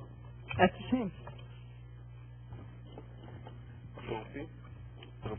That's right. Sue Thomas, President, Tarpon Springs Chamber of Commerce, 111 East Tarpon Avenue. First of all, before we submitted this, we had a meeting with the police department, the fire department, public works. Fire marshal was there to go over all of these issues. One of the reasons that it is taking up as much room as it is because rather than putting these cars on Tarpon the way we did last year, we're having to leave a fire lane. This means that we have to go on to other streets. We picked Orange Street. We are not blocking the church parking lots, and we're going up. We also talked to Dan Jenkins, who owns Tarpon Tavern. He has no problem using part of the parking. We're leaving part of that open so that the businesses on Tarpon Avenue, Facility Fackless, they have plenty of parking. This is a major event. We had it last year. It brought a ton of people in, but we did our homework before we put in the application. We have met with all of the city officials, and we did what they wanted to do, so we've put it in according to what the city has asked us to do. Thank you. Commissioner Watson. Well, Ms. Thomas, before you sit down, I'm sorry. Couple questions. It was brought up that maybe the event should have been on Sunday as opposed to Saturday. I'm wondering if you want to comment on that. You have no parking because you have the Greek church down there, and they take up all of that parking, plus the Sunday market. So there is no place to put an event like this on Sunday. And yes, we did consider it, but we'd have to hang them from the trees. And then I'm sure you heard the motion that was made. I'm not sure if you're able to comment on whether or not there's a workable compromise. Do you need the motion? I need the motion. I didn't hear the motion. The motion was to leave all of the the city-owned Orange Street parking lot open as a compromise versus half of it. We can do it. It's just fewer cars that will be able to come in. And how dramatically would that affect the event? It's scheduled to have how many? 400 cars? No, about 200. 200 cars. I'm sorry. It'll take out about 40 cars. Are there 40 parking spaces in that what entire Not lot? the bottom part. No way. How many are in I went there? down there and we looked at today. Maybe 20 at most. If that's what you want to do, we can do that. You've already got the cars set up. Like what's already arranged? I'm sorry. What is already arranged? Like you've already got 200 cars that are already scheduled to be there, or that's not? I would have to ask the people who are putting it on how many they have in so far. They are planning that they will probably not oversell it, but they will have more people wanting to be there than we will have room for. It was very popular last year, and well, I think of all the options if we want to. I think of all the options of if we want to leave some open space, the least effect on the event is going to be that bottom portion of the lot at I would agree. Because you take Orange Street off, leave that. You take some of the other ones. Everywhere else, you have the least effect you're going to have is if you take the. And again, I looked at my eyeball. I didn't realize that bottom lot that we're blocking off is a lot smaller than the upper one. So it's not. That's just the least impact. If they're worried about block, that's the least impact. And the only thing is we may need to look and get back with the police or stuff and see if we do displace between 15 and 20 cars, where possibly could we fit them where else, where we can maybe adjust and move them to. Well, if I might ask a question of the chief, because what was mentioned was that this is a safety hazard, and that's the factor. From your perspective and your officer's perspective, do you look at this half of the lot? Do you feel, or do the officer that designed this feel that this is unsafe? I mean, because we're not talking about, I don't think. Special events people are not here, but I don't have a problem with the motion on a compromise. Okay, what I'm asking is for is, without that compromise, is this a safety hazard? I mean, it's not one where we're talking that the shop owners need more parking. We're saying, at least I thought what was being said was that this might cause some people to maybe wander into a car.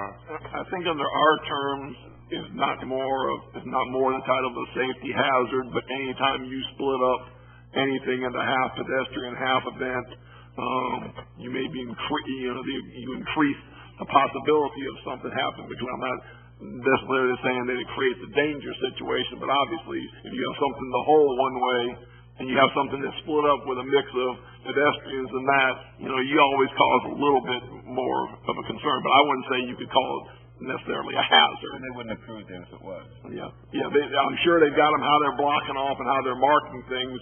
They have that portion blocked off in a way to create the least amount of danger to the mix of going in there, especially with Sergeant Miller that he has on there. He'll make sure their design on the house does this stuff. But obviously, you're mixing things in the same parking lot. Obviously, you just create different dynamics. But again, I wouldn't call it hazard, but you're creating some dynamics that maybe increase the probability, whether it's big or small or whatever. It's just common sense. For the record, this motion is not we're not opposed to this motion. Here, we'll make it work. And that's what the commission wants to do. Anybody have I just want to comment that anytime we have a big event like this, it's going to bring a lot of people to Tarpon Springs, and it is beneficial to the local businesses, but also it's hurting some other businesses. And I received some complaints, some phone calls today, and one of the complaints was they're going to be shut down for the whole day. It's going to hurt their business thoroughly. And the compromise, what Commissioner Larson had asked, if that could be the event be scheduled on Sunday, so it will not affect them in a negative way as much as it will on Saturday. We can't. We don't have enough room because you have church parking, and you have the Sunday market. So by the time you take all of the street parking for the church and all the parking lot and everything for the market, you don't have enough You don't have enough space left to have the event. Okay.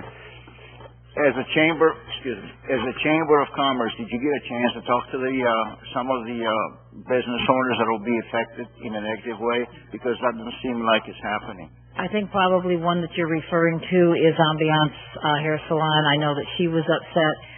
The problem she had is somehow she apparently is left off with the city clerk's office or whatever office sends out the notifications. Her address was not on there, so she just got the notification today that somebody else gave her, and I suggested that she call the city and make sure that they put her on the list. That's the only comment that I've heard from anybody downtown. It wasn't them. It was others. It was other businesses affected to that. Well, see, part of the problem is they're not coming to us and talking to us. They're talking to you. I don't hear it, so I don't find out about any of these until I'm standing up here waiting to be approved. You're absolutely correct, but I was thinking since they don't come to you, maybe you should go to them. What I like to do for this right here, and I'll say this, is that as we move on, because we got a motion on the floor, and then if that passes, then that'll be in as far as amendment to the what we have for is the plan and the special events in terms of that being approved. Is that the city manager talked about something that I'm encouraging. I really am. I would hate to have in place a moratorium on any events for special events is concerned. what I can tell you is that I've sat with some people, and I believe this, is that we've got to work out this special events thing.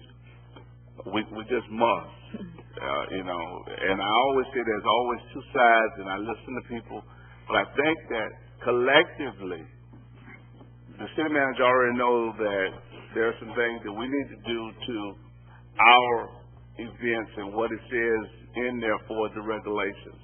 But then we should have some type of idea of how many events should we have blocking off Tarpon Avenue. I mean, it's what's good for one is not good for the other. So there's a balance in there somewhere that I'm asking that we move forward with this with some expediency. That we recognize that one commissioner pulled this item because there's a concern. So I'm saying that we really need to look at what happens on not only Tarpon Avenue, but we're starting to hit that for the Sponge Dock area too. So we just need to look at the blocking off the streets and how often will it be, what type of events, those type of things. So I'm just saying that as we look to go ahead and see if this motion carries. If it doesn't, then we look at continuing to move forward as the consent. That's why I think it's very important, and unfortunately we're not there yet with these events that are starting up early and stuff, but that's why you I think you have to look at it yearly, and we know the ones that complain, we know the Tarpon Avenue complainers, we know the docks complainers. We have got to look, and I think even their numbers, if you look at the year, it's going to be under their numbers what they say allowable. But in looking at the year, I'm sorry, during the year, 5 Saturdays, 6 Saturdays, whatever during the whole year is acceptable to close down that they can accept and look at them. Either that or just you're going to need to say there's no events before 3 o'clock on Saturdays on Tarpon Avenue. We need to come one way or another because we can't keep jiggling back and forth. What is acceptable? To do events in town, any of the cities and stuff that you do events in, Clearwater, Cleveland Street, all the streets and stuff, the streets are blocked down for there. Everything there talks about is the number, and I think looking at the year, if there's only 6 or 7 Saturdays that are closed down all year for events that bring a ton of people, I think that's highly acceptable. If this board doesn't think it's acceptable, then let's deal with that right out, but you can't just say because this one's coming up right now, it's not. What is the plan for special events for the whole year? And if there's only really 3 of them that block up a whole day on Saturday or 4, the other 3 events are all evening ones from 3 to so you've got almost more than half the day. When you look at that, that's acceptable. And the ones who don't like it and don't want any down there need to accept this is kind of the norm. And the other people who do the events accept, and then if there's that major event that comes in, hey, we just understand we can host this festival in August, that's going to add one to there. Then you look at that one, is the value of that one you're adding to the yearly plan and the amount of people it's going to bring in, which weighs more, to have them bring it in or to add another day closed on there. And I just think you need to look at it on a yearly basis instead of these individual picking on these ones, one or another because it's blocking off a certain day. Events in other cities block off downtowns and stuff for whole weekends and stuff, and, they want more. That's just where you have to come to the philosophical, so we stop bouncing the same people complaining about the same thing, and we're at a commission meeting doing the same arguments and look at. That's why I'm hoping to bring that plan back to you, so we can look at that. I'm hoping that it come back sooner rather than later. We just need to. I'm giving the last call Thursday for the events for the year, and that last call because I want to be ready, especially with kind of this one, to one of the meetings in March, but before we have another one of these coming up, to bring that back to you and look at what the whole year from Chamber, Merchants Association, and other ones. Here are the anticipated ones for the whole year. Here are the amount of days closed. Is that acceptable or not acceptable? And let's come to the compromise of where it is. I hate to throw a bombshell into this discussion, but your special events ordinance states that the permit for a special event shall be granted unless one or more of the following conditions is found to exist. A, the application is incomplete in a material respect. 2, the application has been fraudulently completed. 3, a prior permit has already been issued for the same area requested within the same calendar month. 4, the application is not for a public area. 5, an adjacent public area has already been scheduled for use at the same time, and simultaneous uses cannot be accommodated. 6, the estimate of the anticipated attendance is in excess of the maximum designated as allowable for the area. And 7, the chief of police has factual knowledge that an applicant or sponsoring group specifically intends to cause or create imminent lawless actions, and I think this one applies. No. In connection with the special event, anticipated violence on the part of persons unassociated with the applicant or sponsoring a group shall not be considered. Now, we toss that out in connection with A, the specific discussion here. B, we're going to need to rewrite the ordinance if you want to pick and choose. We already know that. Yeah, and it's not going to be pick and choose.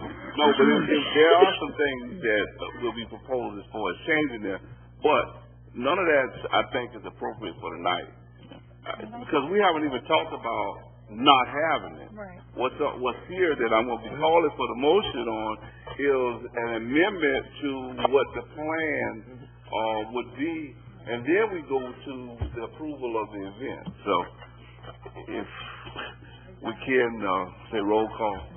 Mr. Tarpon? Yes. Mr. Larson? No. Mr. Slattery? Yes. Vice Mayor Alhouse? Yes. Mayor Archie? No. Motion passed 3-2. So now we go to the consent agenda. If anybody have any public comments on the consent agenda itself? Can I just ask, this means that we will not, if this is approved, we will not be using that parking lot at all? Correct. We'll close up to the parking lot? Correct. Okay, then I'll let them know. Thank you. With that, can we get a motion to approve the consent agenda with the amendment? Move approval. Second.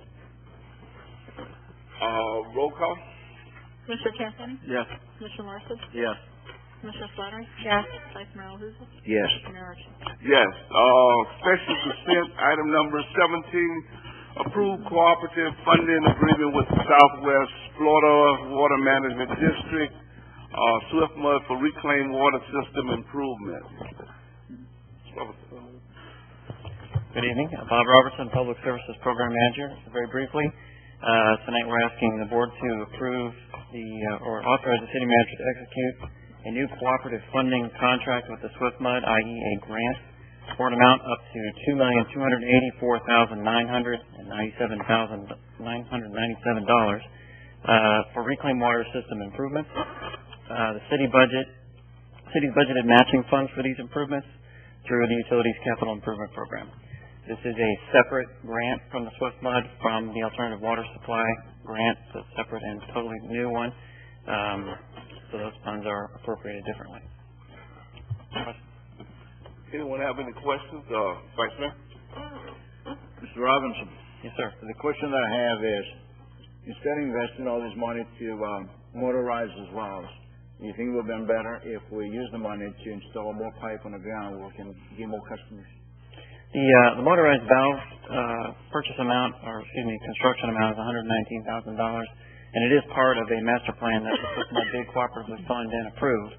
However, I understand the intent of your question, and moving forward, we have a 9-year capital improvement program for doing that very thing, with up to $9 million of new money for expanding the distribution system. The first of 2 phases to increase our supply. And I say that we can't make more reclaimed water, but what it does is it helps us stretch our supply. The first of those phases is to add these valves so that we can zone off sections of the city subject to watering restrictions that the board we'll see when we get to that point. And the second major phase of that, for what most of this money is for, is a reclaimed water storage tank, which will more than double the reclaimed water storage capacity in the city, and a new pump station. So those are the things we need to have in place before we put the pipes in the ground and provide people with the water.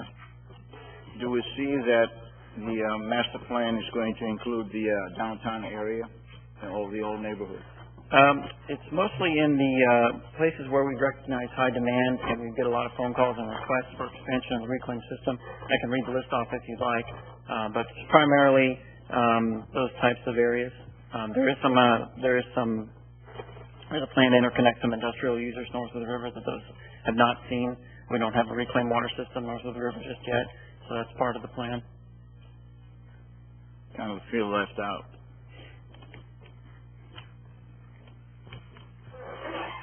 Well, I will say that with the increased availability of reclaimed water, we will be able to do some of the fill-in of the reclaimed water distribution system that we currently are unable to do. So while we have these large $1 million distribution network expansions, some of the smaller ones that can come along with those can be easily done. And when I say fill-in, I mean when we install a transmission main, and now we've got the main running down a section of town that never was there before, we can easily install smaller pipes and laterals under in-house budgets that don't require this large capital improvement program. We have to put the backbone in first. Thank you. Any other questions? Any public comments on this item? Chair will entertain a motion. Motion to approve. Second. Roll call. Commissioner Tarpon? Yes. Commissioner Larson? Yes. Commissioner Slatter? Yes. Vice Mayor Alahouzes? Vice Mayor Alahouzes? Yes. Mayor Archie? The next item we have is ordinance and resolution. Item number 18, ordinance 2013-03, capital improvement element annual update. Second reading.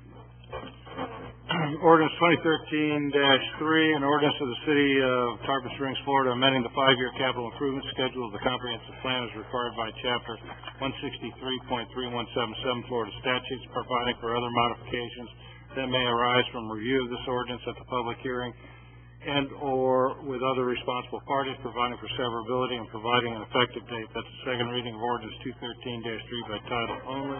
This was published in the Tampa Bay Times by title only on January 13th, 2013 and February 9th, 2013. Simpson, any changes? No, sir. Are there any questions for Ms. Simpson for the second reading? Seeing none, public comments? Any public comments on this item? Then Chair will entertain a motion.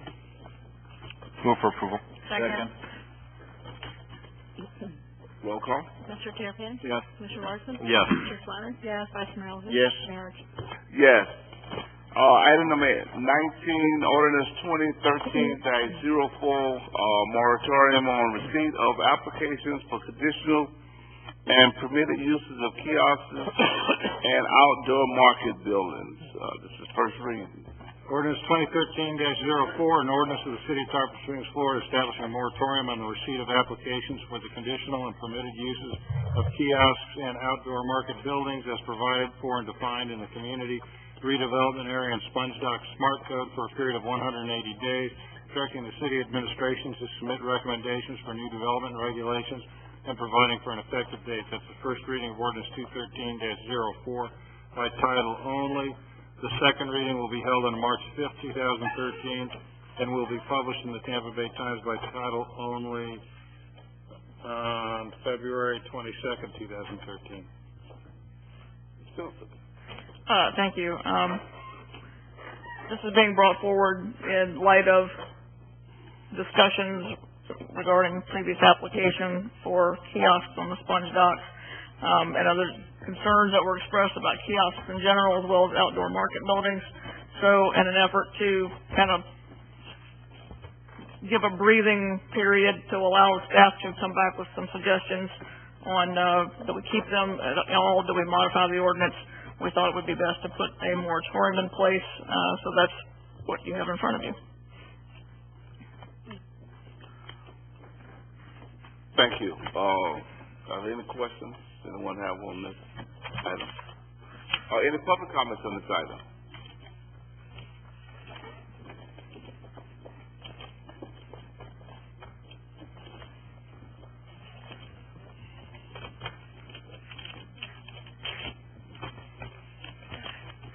say goodbye to this place.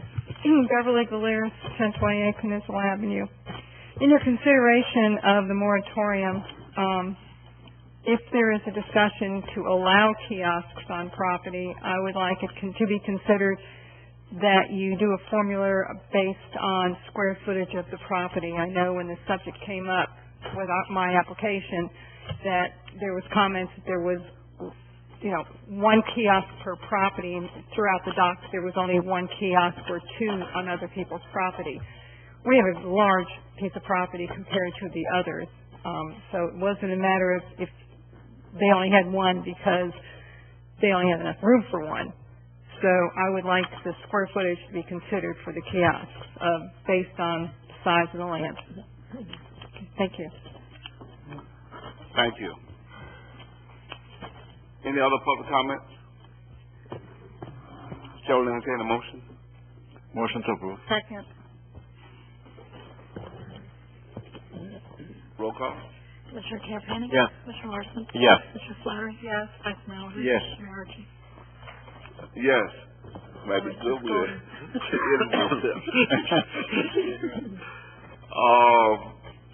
Any comments that you have, Chief? No, just Thursday we're going before the commission for accreditation, so that's a good thing. And, maybe after it's all said and done, we'll have our accreditation manager come and maybe explain it, to the commission a little bit. But thanks for all your support, and that's it. Mr. Attorney.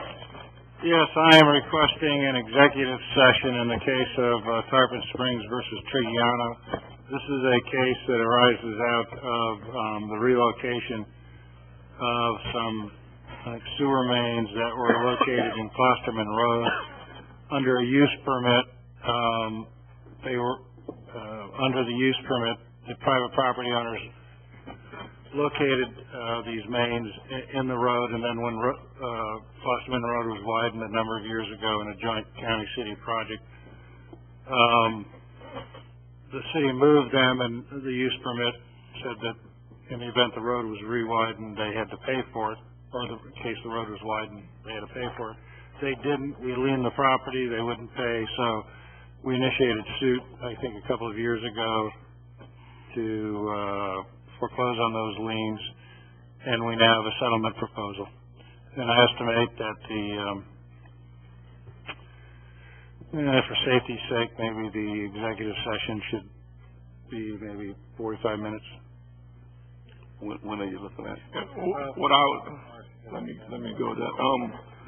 Obviously, this is something I don't feel we can wait to the next commission meeting on, because the deadline is, I think, the next day or the day after. What I was looking at is if Monday, Wednesday, or Thursday next week, if there is an agreeable time where everybody can meet at the after work time, from those of you who are far away could get here to do that executive session on one of those nights when the attorney that's been involved most is available, and we just do that item. The reason is, depending on where you go with this thing, there's some things, again, that we can only discuss in executive session. I think there are some options that you need to go, and we need some time, and not just time from a meeting Tuesday night, whatever the meeting is in March, and only give one day for these options to go. So yeah, I might explain that.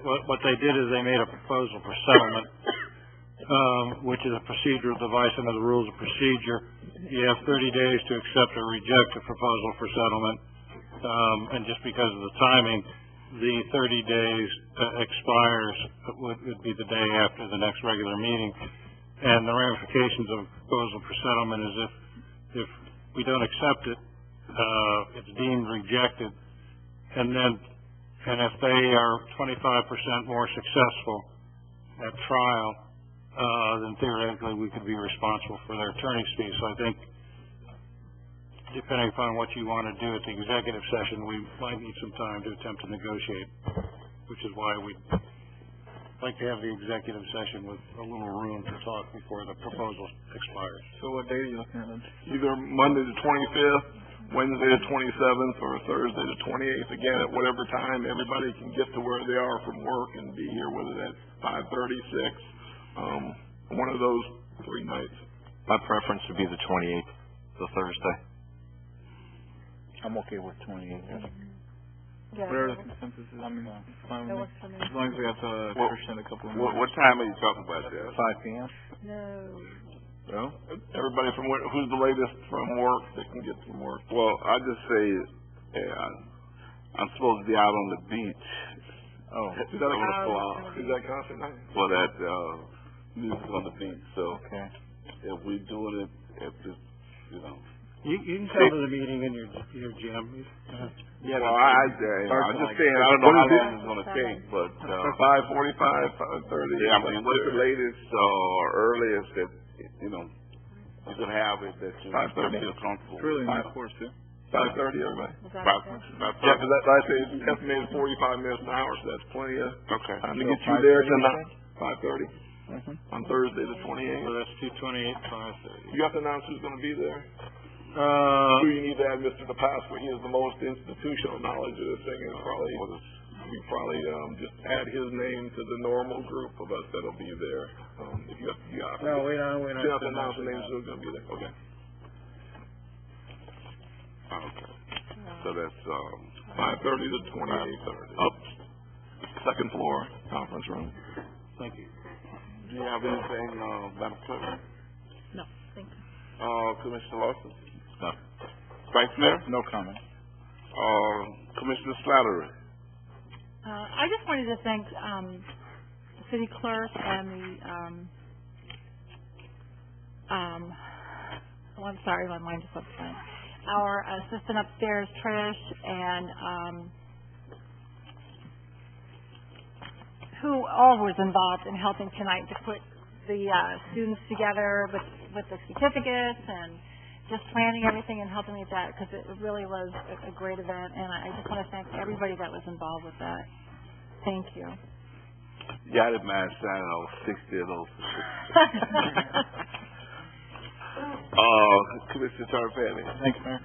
I just want to take the opportunity to ask the Commission for a consensus in relation to our homeless leadership outreach program and the officer who's been involved with that since day one, Officer Yorgulis. And if there's, at this point, I think he's put 200 people into a facility or helped 200 people try and find a better path. 200 people to me is a lot, especially to take off the street. So if there's a consensus, if we could direct the city manager or the chief to offer him some form of a award of excellence, and if we could present that to him here in the commission chambers, I think that he's certainly worthy of such an award. If that's okay with everybody, that's something that I'd like to. I'd be glad to get with the chief and put something together for you to present to him at an upcoming commission meeting. Okay. Great idea. And then the only other thing, Mr. LaCourse, is if you have anything new on the Spring Bayou Light project, if you could provide us with an update of that. It doesn't have to be in any formality. It can be in an email format, but just update us where we are with that process. Actually, in fact, we're waiting any. I can just say, and I'll let you know when it comes in. We're waiting any day for the final report from the expert. I don't know what you call the expert, but the expert on the lighting and the effect on wildlife, fish, and the light issue. We're expecting that report soon, so I'll give you that update and the information on that. I'm expecting that very soon, so hopefully within the next week I'll be able to get that update to you, and that puts us on track.